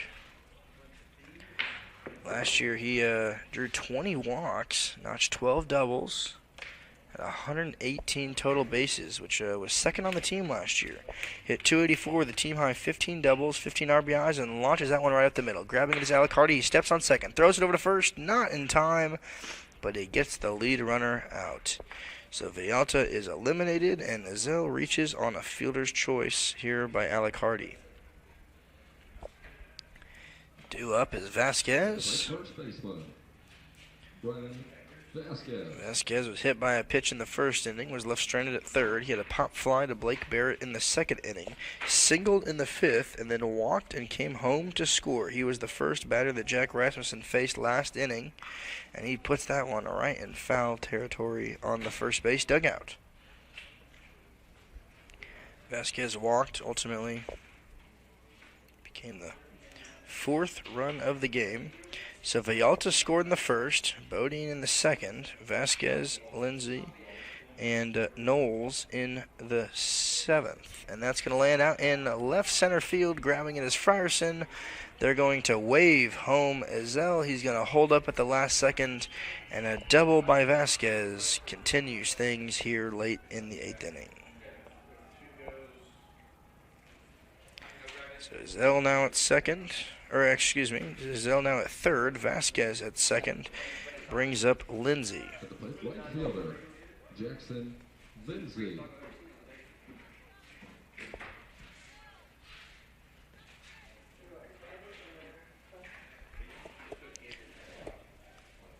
Lindsay drew 24 walks last season, tied second on the team. This year he's hit .325. 21 runs, 49 hits. In this game, Lindsay walked, was left stranded in the first inning. He walked, was left stranded in the third inning, hit into the ending double play in the fifth. Walked and came home to score in the seventh. That's going to be right down the first base line under the glove of Barrett. One run's going to score. Coming home is going to be Vasquez. Ezell is home. Vasquez is home. And a double for Lindsay here in the eighth inning blows this game wide open. And Lindsay sneaks it right under the glove of Blake Barrett. Had a diving attempt. The infield was in. Case of a play at the plate they were trying to protect, but it doesn't matter. Maybe it would have been better for them to play back. But the tight infield positioning ends up burning the Bulldogs. They're down by 8. And Lindsay has a double with Brooks coming up to the plate.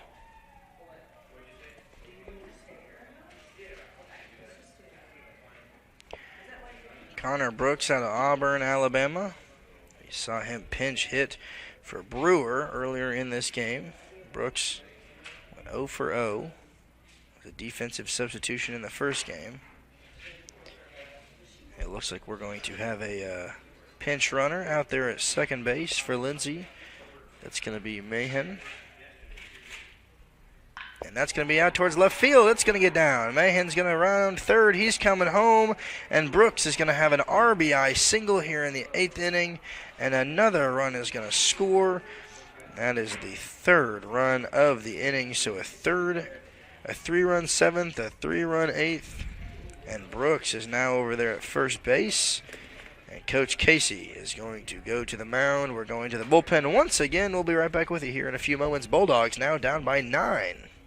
The Ball Game Blitz Sports Network by Worthy Road Studios. With over 750,000 views in 2022, we are where you need to advertise. Please subscribe to our Worthy Road Studios YouTube channel and join the other 4,000 subscribers watching local sports, including Union University, USJ, TCA, Jackson Christian, and Peabody. Our multi-camera broadcasts include slow motion instant replay, on-screen scoreboard and graphics, and professional announcers. Thanks to our sponsors who make it all possible. Ball Game Blitz Sports Network by Worthy Road Studios, the premier sports broadcast network in West Tennessee. Knowles up to the plate for the 5th time today. Knowles struck out swinging his first 2 plate appearances, but turned it around, scored after a single in the 6th and a fielder's choice in the 7th. That is going to do it for Ryan Evans, who exits the game after an inning and a third. He threw 29 pitches, gave up 5 hits, 4 runs. Walked 1 and faced 10 batters as we turn the keys over to Grant Ross to finish out this game. Grant Ross last pitched on April 15th at Lee University, threw 2 innings, gave up 1 hit, 1 run. No walks, struck out 1, gave up the one hit and the 1 run was actually a home run, so that was the only damage done to him. Enters this game with a 13.5 ERA. This is his 8th appearance of the season. Thrown 12 2/3 innings, giving up 15 hits, 20 runs, giving up 9 walks on the season, struck out 15. But it's been the long ball that's plagued him. 4 home runs given up in the 69 batters that he's faced, and he is going to walk Knowles, to put on a second runner.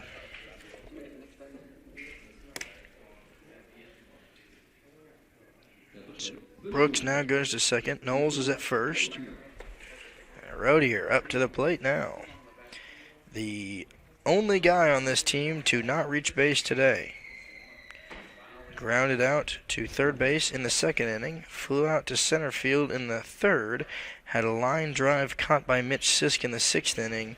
And grounded out in the seventh. So this is his fifth plate appearance. Only Charger to not reach base in this game.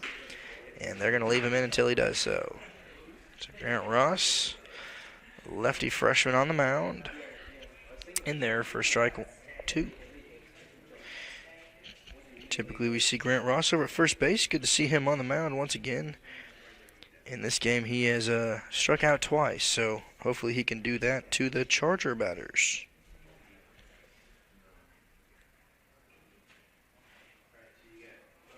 Here's delivery from him. It's going to be right back to him. He throws it over to third base. Mitch Sisk takes the first one, launches it across the diamond. They're going to say safe at first base. Gets the lead runner out. Good play there by Grant Ross. But Rodier's safe at first. So Brooks is eliminated. And Rodier reaches on the fielder's choice. So Knowles makes his way to second. And Tillman is due up. So now, officially, every Charger has reached base today. Streaks have all been extended. Coming into today was Izell with an 18-game streak. He made that 19. Well, actually, he might not because he had the walk and a fielder's choice. But he's now reached base at least 19 games in a row, that's for sure. Tillman grounded out to Eli Snelson in the second inning. He flew out to right field in the fourth, singled and was left stranded in the sixth, and then he walked in the seventh but was thrown out at home plate to end the inning. 2 outs, Grant Ross looks in, 1-1 count here to Tillman. So this inning started off with a single by Vialta. Fielder's choice by Izell came home to score. Vasquez had a double. Lindsey had a double. Both of them scored. Brooks had a single. He was eliminated by the fielder's choice. Then Knowles walked, and of course, Rodier over at first base. Netterville playing right behind Knowles at second. Could have a possible pickoff attempt, and it's going to be popped up on the left side. Mitch Sisk is going to be underneath it at third base. He's going to call it and end the inning, but not before the Chargers put up another 3 to the bottom of the 8th. We go. Bulldogs down by 9.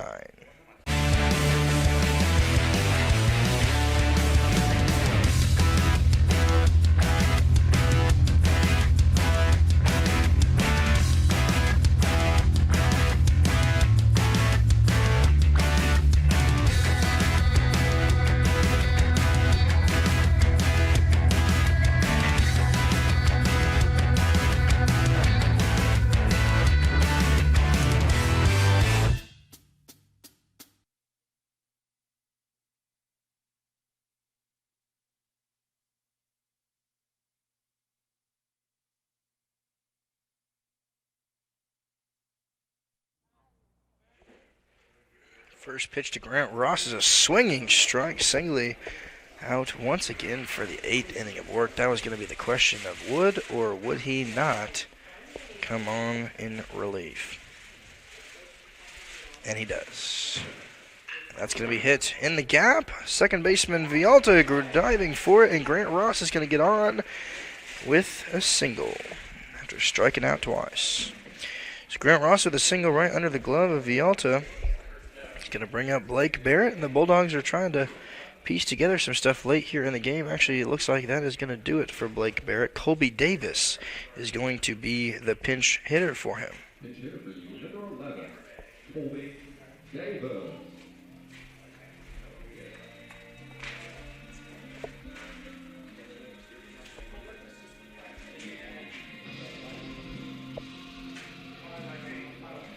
Colby Davis out of Hoover, Alabama. Transferred here from the Marion Military Institute. Graduated from Hoover High School as a junior on the books. Played 2 years of baseball there. .314 with a .442 slugging percentage, .458 on-base percentage, and Marion added 4 home runs as well. He was named to the Dean and Commandant's list, earned a leadership award at the Military Institute. During his time at Hoover High School, he played baseball, football for 4 years apiece. Helped lead the 2018 football team to a state championship in Alabama. He's named a member of the Mu Alpha Theta and Phi Theta Kappa Honors Societies. He's going to put that one out towards center field, and a back-to-back hits here for the Bulldogs to match their hit totals on the day. They came into this inning with 2 hits in the game, and now they have 2 hits in the inning as Colby Davis continues what Grant Ross started. So Ross out at second, Davis at first, and it looks like that is going to send Singley to the dugout. We'll be right back with you here to introduce our new pitcher after a few brief moments.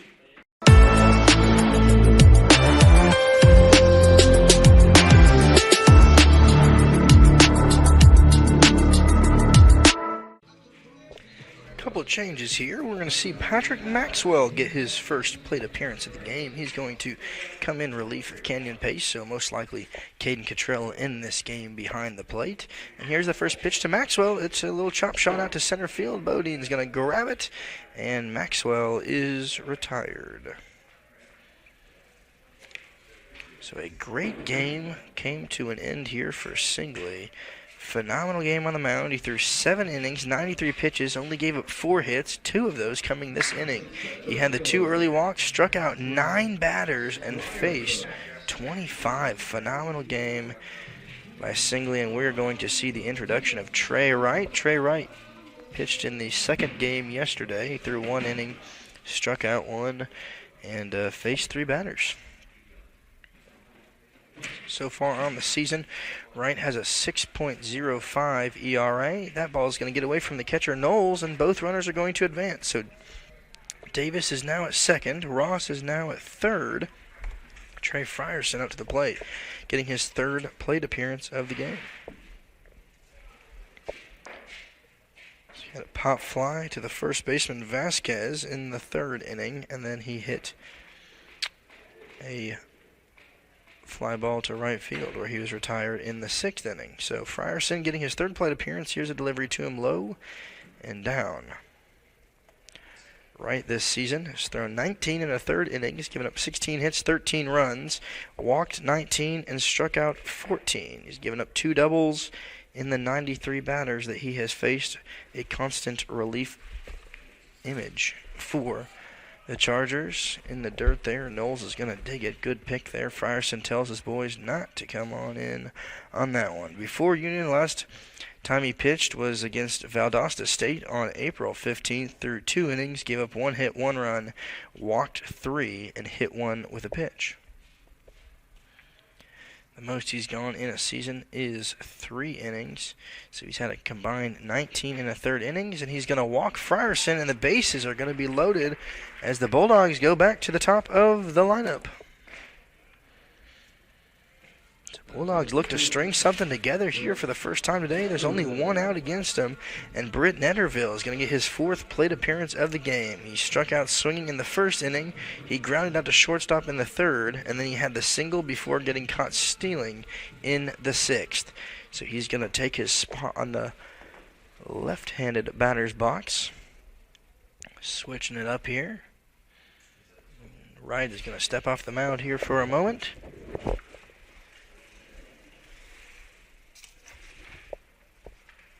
Here's the delivery. In there for a called strike, way low and outside, it looked like from up here in the booth. But base is loaded here, so Vialta, Rodier, excuse me. That's going to be a ball there to Netterville. So we've got Ross on 3rd, Davis on 2nd, Frierson over there at 1st. Playing really shallow is the left fielder Tillman, knowing that they're going to go home with it. Playing closer to second base is Rodier, and that's going to be ball 2.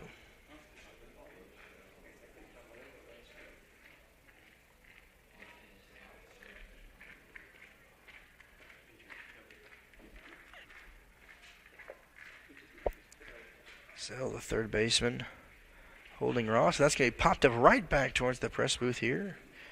Takes the count to 2-2.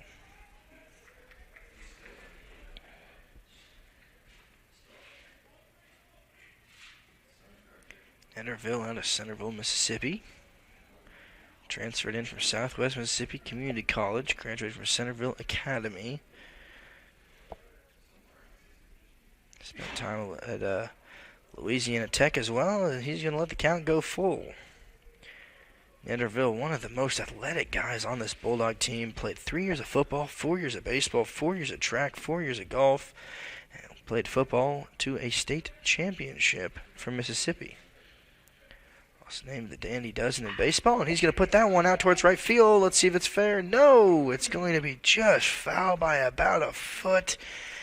At least 1 or 2 runs would have come home. Looked like they almost could have gotten 3 with the speed of Frierson. And Netterville is going to take the slow walk back to the plate. Everybody's going to reset. Frierson making his way back to first. Davis at second. Man, that would have been a huge hit here. Possibly a 3 RBI double. And now with the count full, Netterville's going to try again. Here's the pitch to him, outside. No, he rung him up. Netterville getting ready to throw the bat to the dugout. Takes strike 3. The bases were loaded. Thought that he walked in a run. And a tough break here by Netterville as he strikes out swinging. The 10th Bulldog to strike out today.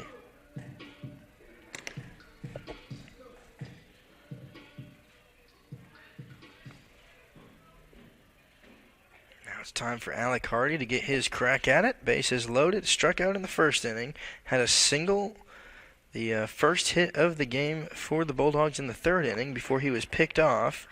And then he grounded out to second base in the 6th. He's got Ross on third, Davis at second, Frierson at first.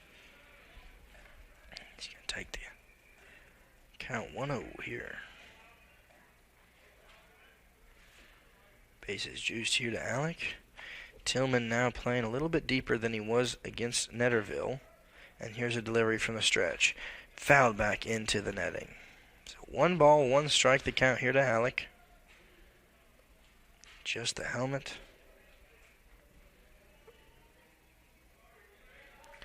Alec realizing, talked to him last week. Of course, it's been a tough season joining the Union team. They've been so close, and that was something that Coach Casey was talking about, is it feels like they're so close, and that's going to be out towards right field. Running, it's going to score at least 1. Dropping it out in the right field is Mahan. 1 run is going to come home. Here comes 2. Here comes 3. Frierson scores, and there's the RBI double. 3 runs come home. Alec Hardy with a huge double in this one. The hero of the bottom of the 8th inning. He matches what the Chargers did in the top of the inning. 3 runs come home, and the double that I predicted for Netterville comes true for Alec Hardy. Mahan out in the right field. The bobbled that one on the warning track, allowing for extra time. So Ross comes home from third, Davis from second, Frierson from first, and the Bulldogs are now within 6 here in the bottom of the 8th inning. They got some late game power here by Alec Hardy. He's had a great weekend at the plate. He, of course, going 3 for 5 in the first game of the doubleheader yesterday. He had 4 RBIs there, and he's looking to match it here with 3 in the bottom of the 8th inning. It's going to bring up Carson Chavies. He's going to take that one in the dirt. It's going to get away from the catcher, and Alec Hardy's going to make his way over to third base. You can hear the dog woofing down there. We'll call that the rally dog.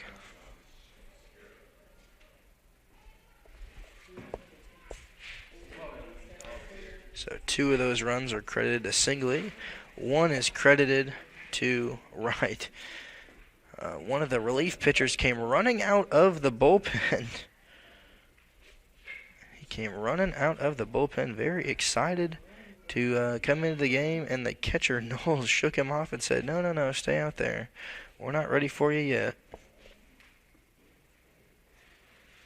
They're going to have a brief meeting on the mound here for Wright, trying to get things under control.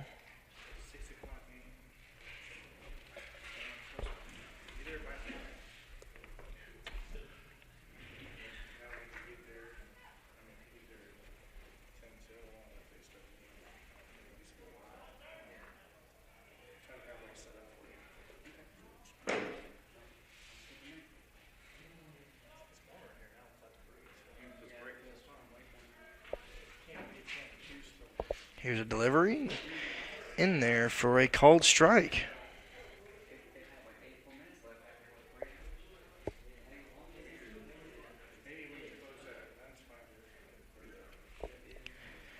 So right, it's going to be a little bit low here. Runner on third there. It's going to be a 3-1 count, 2 outs.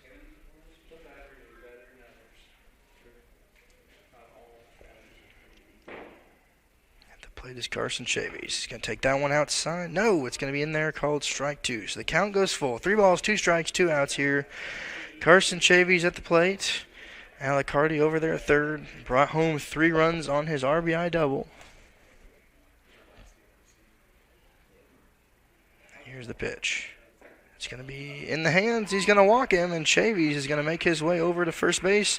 And I think that is going to do it for Wright. We are going to go to the bullpen, and we'll be right back with you here in a few brief moments.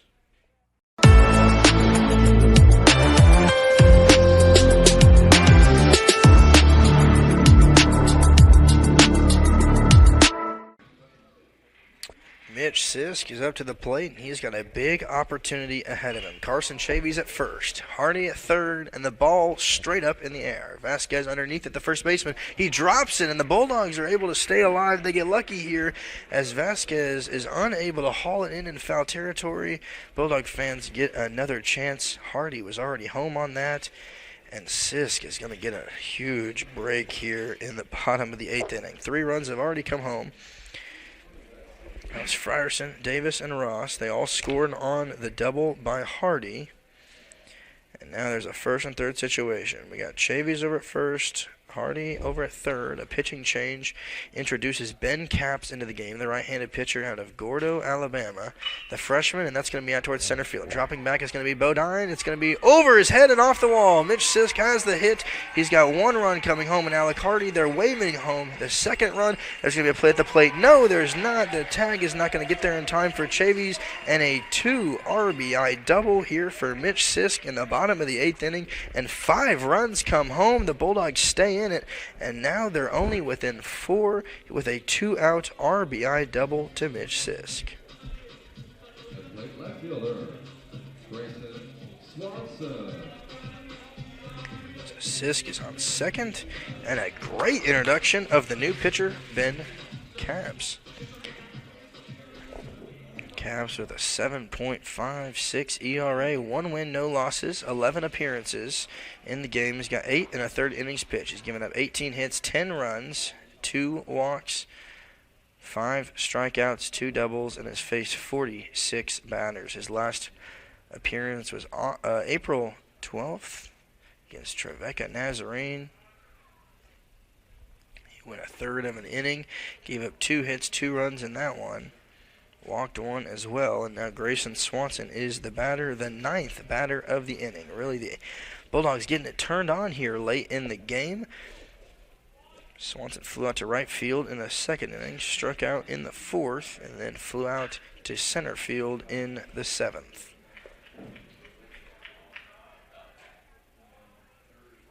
Sisk really got a good rip on that one, straight in the middle of the play on the fastball, launched it out to center field.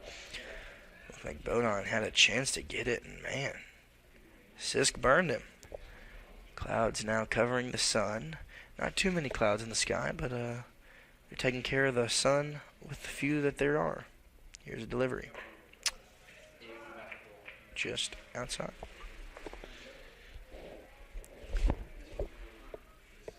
Swanson has the opportunity to keep things going here. On deck is going to be Grant Ross, who started the inning with a single. Here's a delivery to him. Outside in the dirt. Swanson takes the count full. So the whole inning started off with a single by Ross. He came around to score. Davis had a single as well. Patrick Maxwell flew out to center field. Frierson walked to load the bases. Hardy brought him home with an RBI double. And Chavis got on with a walk.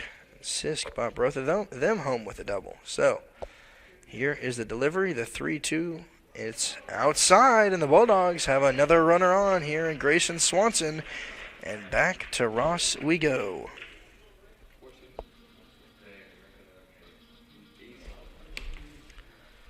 Will we go to the bullpen again? It looks like we are, as the Chargers cannot get out of the bottom of the 8th inning.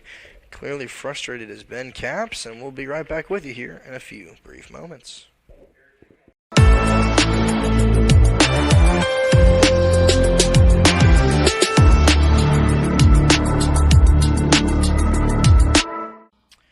As Grant Ross gets things started here once again, it's like we're right back to the top of the inning as he puts that one right over the first base dugout.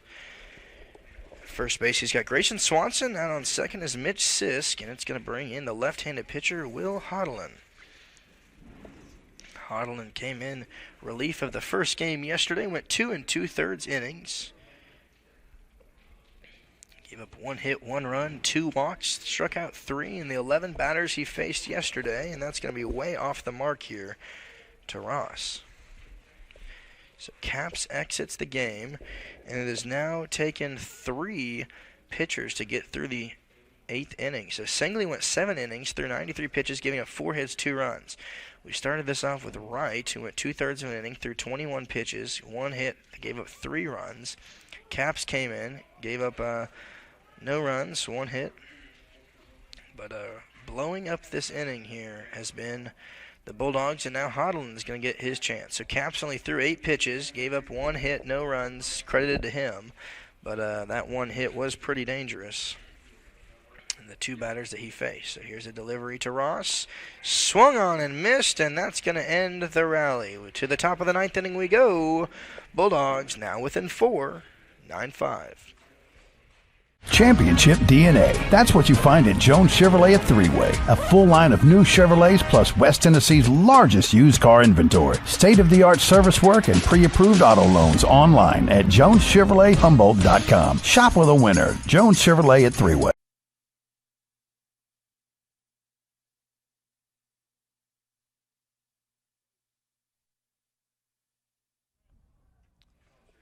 Grant Ross to Bodine here. It's going to be hit to the shortstop. Netterville's got it, throws it over to first base. That's Mitch Sisk over there, makes no play over there. That's going to go over Will Allen Smith, the new second baseman. And a tough series, an aggressive base running here is a tough break for the Bulldogs as Bodine is now on second. At the plate, second baseman, Carson Vialta. So as Vialta comes up, we'll introduce the infield. So Hardy moves over from second to third. Will Allen Smith is coming in to play second base. Mitch Sisk now over at first, and Netterville at shortstop. Netterville doing the shift once again here, leaving Alec Hardy as the lone man over on the left side. Last time it did not work for them, so we'll see if it works this time.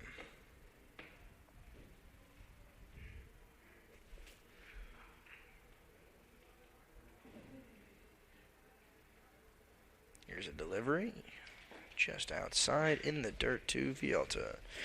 Vialta in this game was hit by a pitch in the first inning, came around to score, singled in the second, was left stranded, then flew out to center field in the 4th inning, walked and was left stranded in the 6th, and then singled and was removed with a fielder's choice in the 8th inning.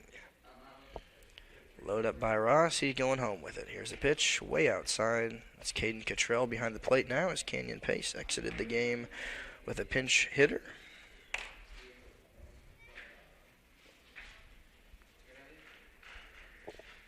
3 balls, no strikes here from the Union freshman.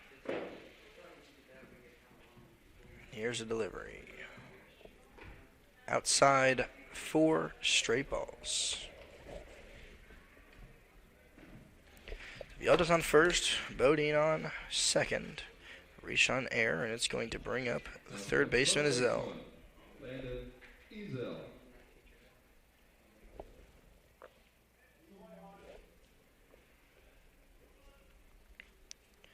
So grounded out in the first inning to the third baseman. Then he walked and was left stranded at second. Grounded out to shortstop in the 5th. Struck out swinging in the 6th. Hit into a fielder's choice and came home to score in the 8th.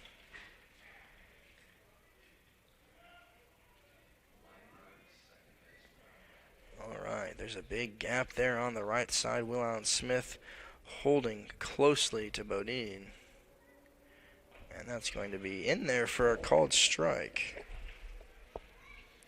But the entire right side of the field is wide open. Mitch Sisk playing close to the bag in order to hold Vialta. But if we get something on the ground, we're hoping it's to shortstop. Try to throw low in the zone here. That's where Cottrell's setting up, and it's outside of the zone. 2 balls, 1 strike. Still some action in the Bulldog bullpen in case Ross is unable to get through this top of the 9th inning.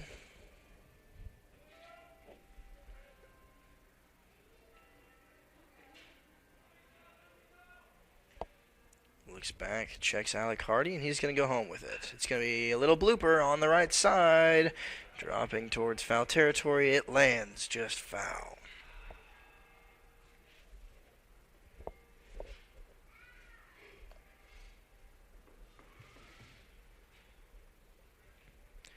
Infield's going to reset. We'll see Will Allen Smith out there play close to second base once again. Mitch Sisk holding Vialta closely. So Grant Ross is going to try to get an out here. Unable to record anything yet. He's gone 2/3 of an inning. Did that in the 8th inning. Thrown 16 pitches, 2 walks, faced 5 batters, and throws another ball. Outfield deep, Frierson way back out there in center field. Chavy's out in the right. Loading up the barrel of the bat here is Azell. From the stretch, Ross, lefty, here's the pitch. It's going to be popped up towards the infield. This could be trouble. Mitch Sisk is going to be underneath it. Chavy's charging it from right field. He's got it. No runners are going to move, and a good play out there by the right fielder, Carson Chavy's. Always a dangerous thing, especially with the modified shift there with Will Allen Smith right behind second base. But the Bulldogs escape the danger, and Chavy's retires Azell, bringing up Vasquez, the cleanup hitter. That's the first out of the inning, so Bodine's out there on second. Vialta at first, and Vasquez now getting his 6th plate appearance of the game. That's going to be a good curveball in there, but not going to get the strike call. So Vasquez was hit by a pitch in the first inning, was left stranded at third. Hit a pop fly to Blake Barrett in the 2nd. In the 5th inning, he singled, was left stranded, but then he scored 2 runs in the 7th and the 8th inning. He walked in the 7th, doubled in the 8th, and part of that 3-run shebang in the 8th inning that could be the deciding factor. Bulldogs, of course, putting up 5 in the bottom of the 8th. So it was 1 in the 1st inning, 1 in the 2nd inning for Alabama Huntsville. 1 in the 6th inning, 3 in the 7th, 3 in the 8th. It looked like they blew it open. The Bulldogs brought it back within 4 with 5 in the bottom of the 8th. So that's going to get away from Grant Ross. Now there's 2 guys warming up out there in the left field bullpen for the Bulldogs. No action out in right field for the Chargers. We'll see what happens there. Bulldogs just really trying to get out of this one. Runner's going. There's going to be a play at third. Cottrell over to Hardy, and he's going to rip it off. So Bodine now at third, sets up a 1st and 3rd situation. Cottrell's going to come out, give the signal to Will Allen Smith and Britt Netterville what the situation is going to look like if Vialta decides to steal second base. And they're going to now go to a shift on Vasquez. So Netterville is going to come over to the right side of the diamond, join Will Allen Smith, the second baseman over there. That's going to be in the dirt. Cottrell's going to grab it, but it's going to load the bases.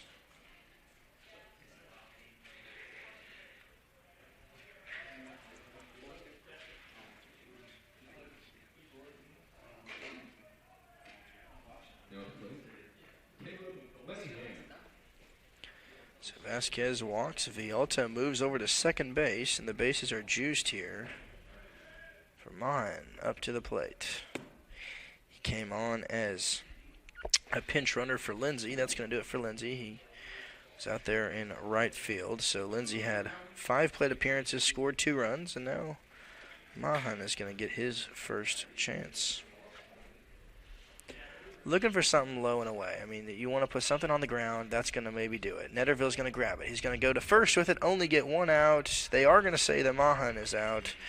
But 1 run comes home. That's going to be Bodine, he scores. Vialta now moves over to third. Vasquez moves to second.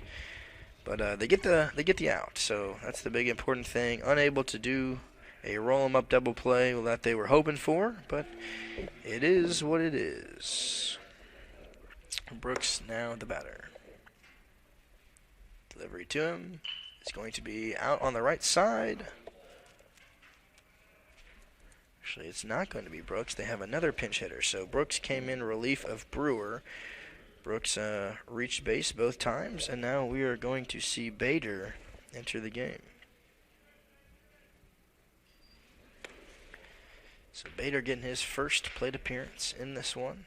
He's got a runner on second and third waiting for him. That's Vialta and Vasquez. Here's the pitch.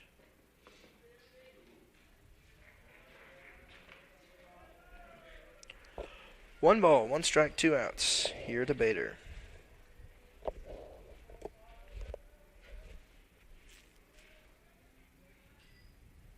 Delivery. It's going to be on the right side. Looks like it's going to be out towards foul territory. It's going to land right by the bullpen. Bulldogs get a break. Chavy's unable to get it, runs out of room. But we all reset here. Vasquez goes back to second. Vialta goes back to third. Back to the plate here is Bader.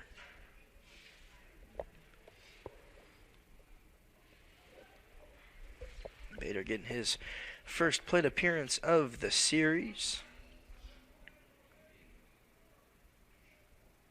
Redshirt sophomore launches that one out towards center field. Charging in is Frierson, and he's going to cup it. They're not going to give it to him.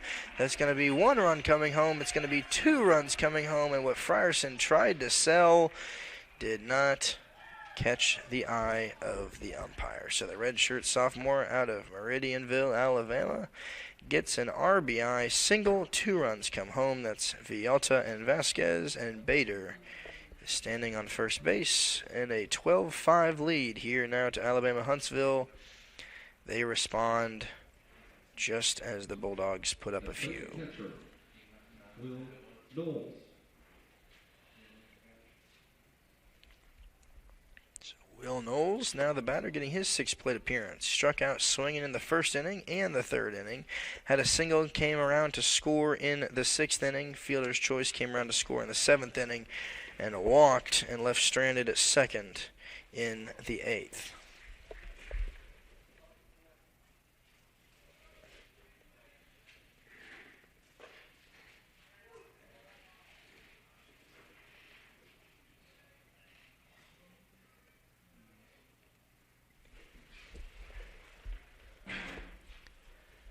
Knowles loading up. Bulldogs still utilizing the shift. Here's the delivery to him.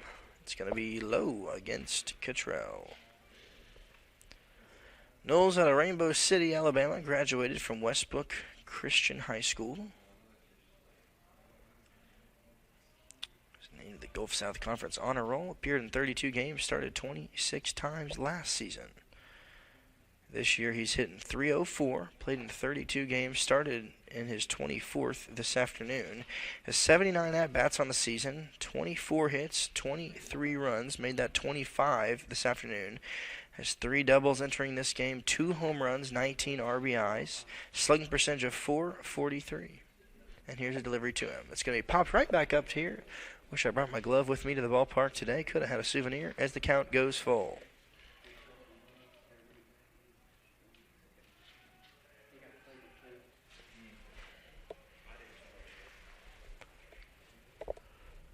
From the left side of the plate, he does a couple windmills, lines it up, and here's a delivery from Ross.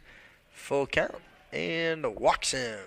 That's going to be another pitching change here. Coach Casey's going to come out, and it looks like we go to the pen once again. Yes, we do. We'll be right back with you here in a few brief moments. Are you looking for a Christian college or starting the college search process? I want to take a second to tell you about my school, Union University in Jackson, Tennessee. Union is a private 4-year university known for its rigorous academics, Christ-centered community, and the success of its graduates. My favorite part about Union is the faculty.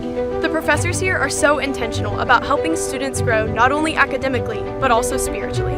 You should check out Union for yourself. Come for a visit. I know you'll love it. At Union University, you'll be transformed.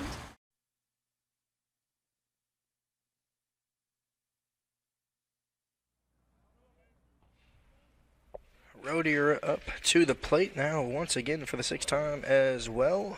He was the final Charger to reach base today. Everybody else has, and he's going to put that in play. It's right to the first baseman, Mitch Sisk. Only one pitch from Ethan Orwig gets him out of the inning. To the bottom of the 9th inning we go. Orwig only had to do one. Bulldogs needs 8 to win it. We'll see you here in a few moments for the bottom of the 9th inning.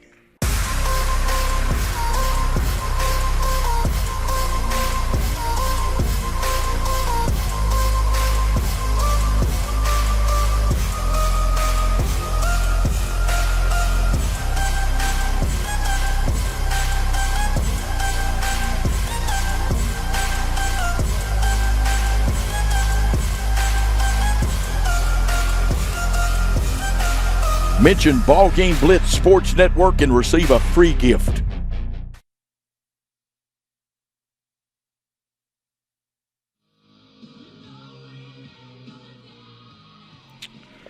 Hodlin is coming back in the game to finish things off here for the Chargers. He's got 2.35 ERA.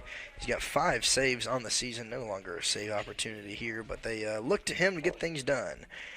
He has 5 wins, 2 losses in these late game appearances. He pitched a good 8th inning and gets Colby Davis to swing right through that one. Hodlin notched a team-high 3 saves last season with a 2-1 record. Tossed 31 and 2/3 innings with 30 strikeouts, leads the team once again, and Davis fouls that one right back into the netting. Davis came in relief of Barrett. Had the single in the 8th inning, came around to score on the double by Hardy last inning. And that's going to be a big swing and a miss as Davis goes down on strikes. The 11th, actually 12th Bulldog to strike out today. Bulldogs with 2 outs left in this one. Now the catcher, Caden Cottrell. We turn it over to Caden Cottrell behind the plate. Maxwell came in relief of Pace, and now Cottrell is going to get his first at-bat in this game. Cottrell caught the second game yesterday and went 0 for 3 at the plate. Infield back and spread out wide. That's going to be a big swing and a miss there by Caden Cottrell. 0-2 the count to him, just like that. Don't forget to join us here on Tuesday afternoon as we play Arkansas Tech. That's going to be hit right up the middle. Caden Cottrell's got a late game single. Don't forget to join us here on Tuesday. We'll be playing back here in Jackson at 3 o'clock against Arkansas Tech University on April 25th. Then next weekend, the Bulldogs end their season in Livingston, Alabama. University of West Alabama is hosting us on April 28th and 29th. There's one game on Friday at 5, and then the doubleheader at noon and 3 on Saturday. Trey Frierson up to the plate. Had a pop fly in the 3rd inning. Flew out to right field in the 6th, and then walked and scored in the 8th inning on the double by Alec Hardy. Great day celebrating our seniors yesterday. Frierson, one of them. 5th year on the team. Veteran Bulldog.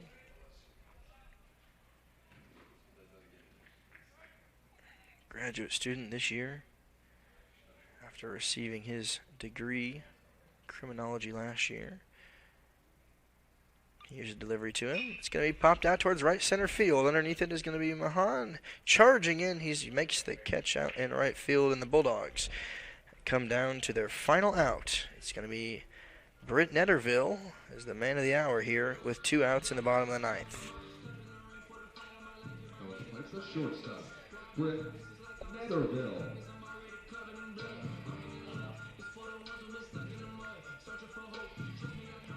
Netterville struck out in the 1st inning, grounded out in the 3rd inning, singled in the 6th before getting caught stealing, and in the 8th inning he struck out looking. A couple fans sticking around here, packing up their bags, going to watch the final outs of this game. A lot of fans here from Alabama Huntsville. Good to see them in attendance. It's going to be high and up here against Netterville.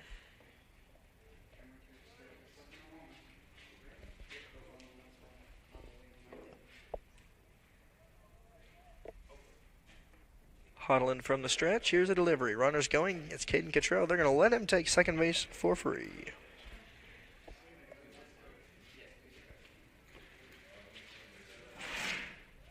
So Cottrell now at second. Runner in scoring position here for Netterville late in the game. See if they can string something together with 2 outs. It's going to be a little blooper out towards shallow right field, just in foul territory by about 6 feet. Cottrell on his way home on that one will have to make his way back to second base.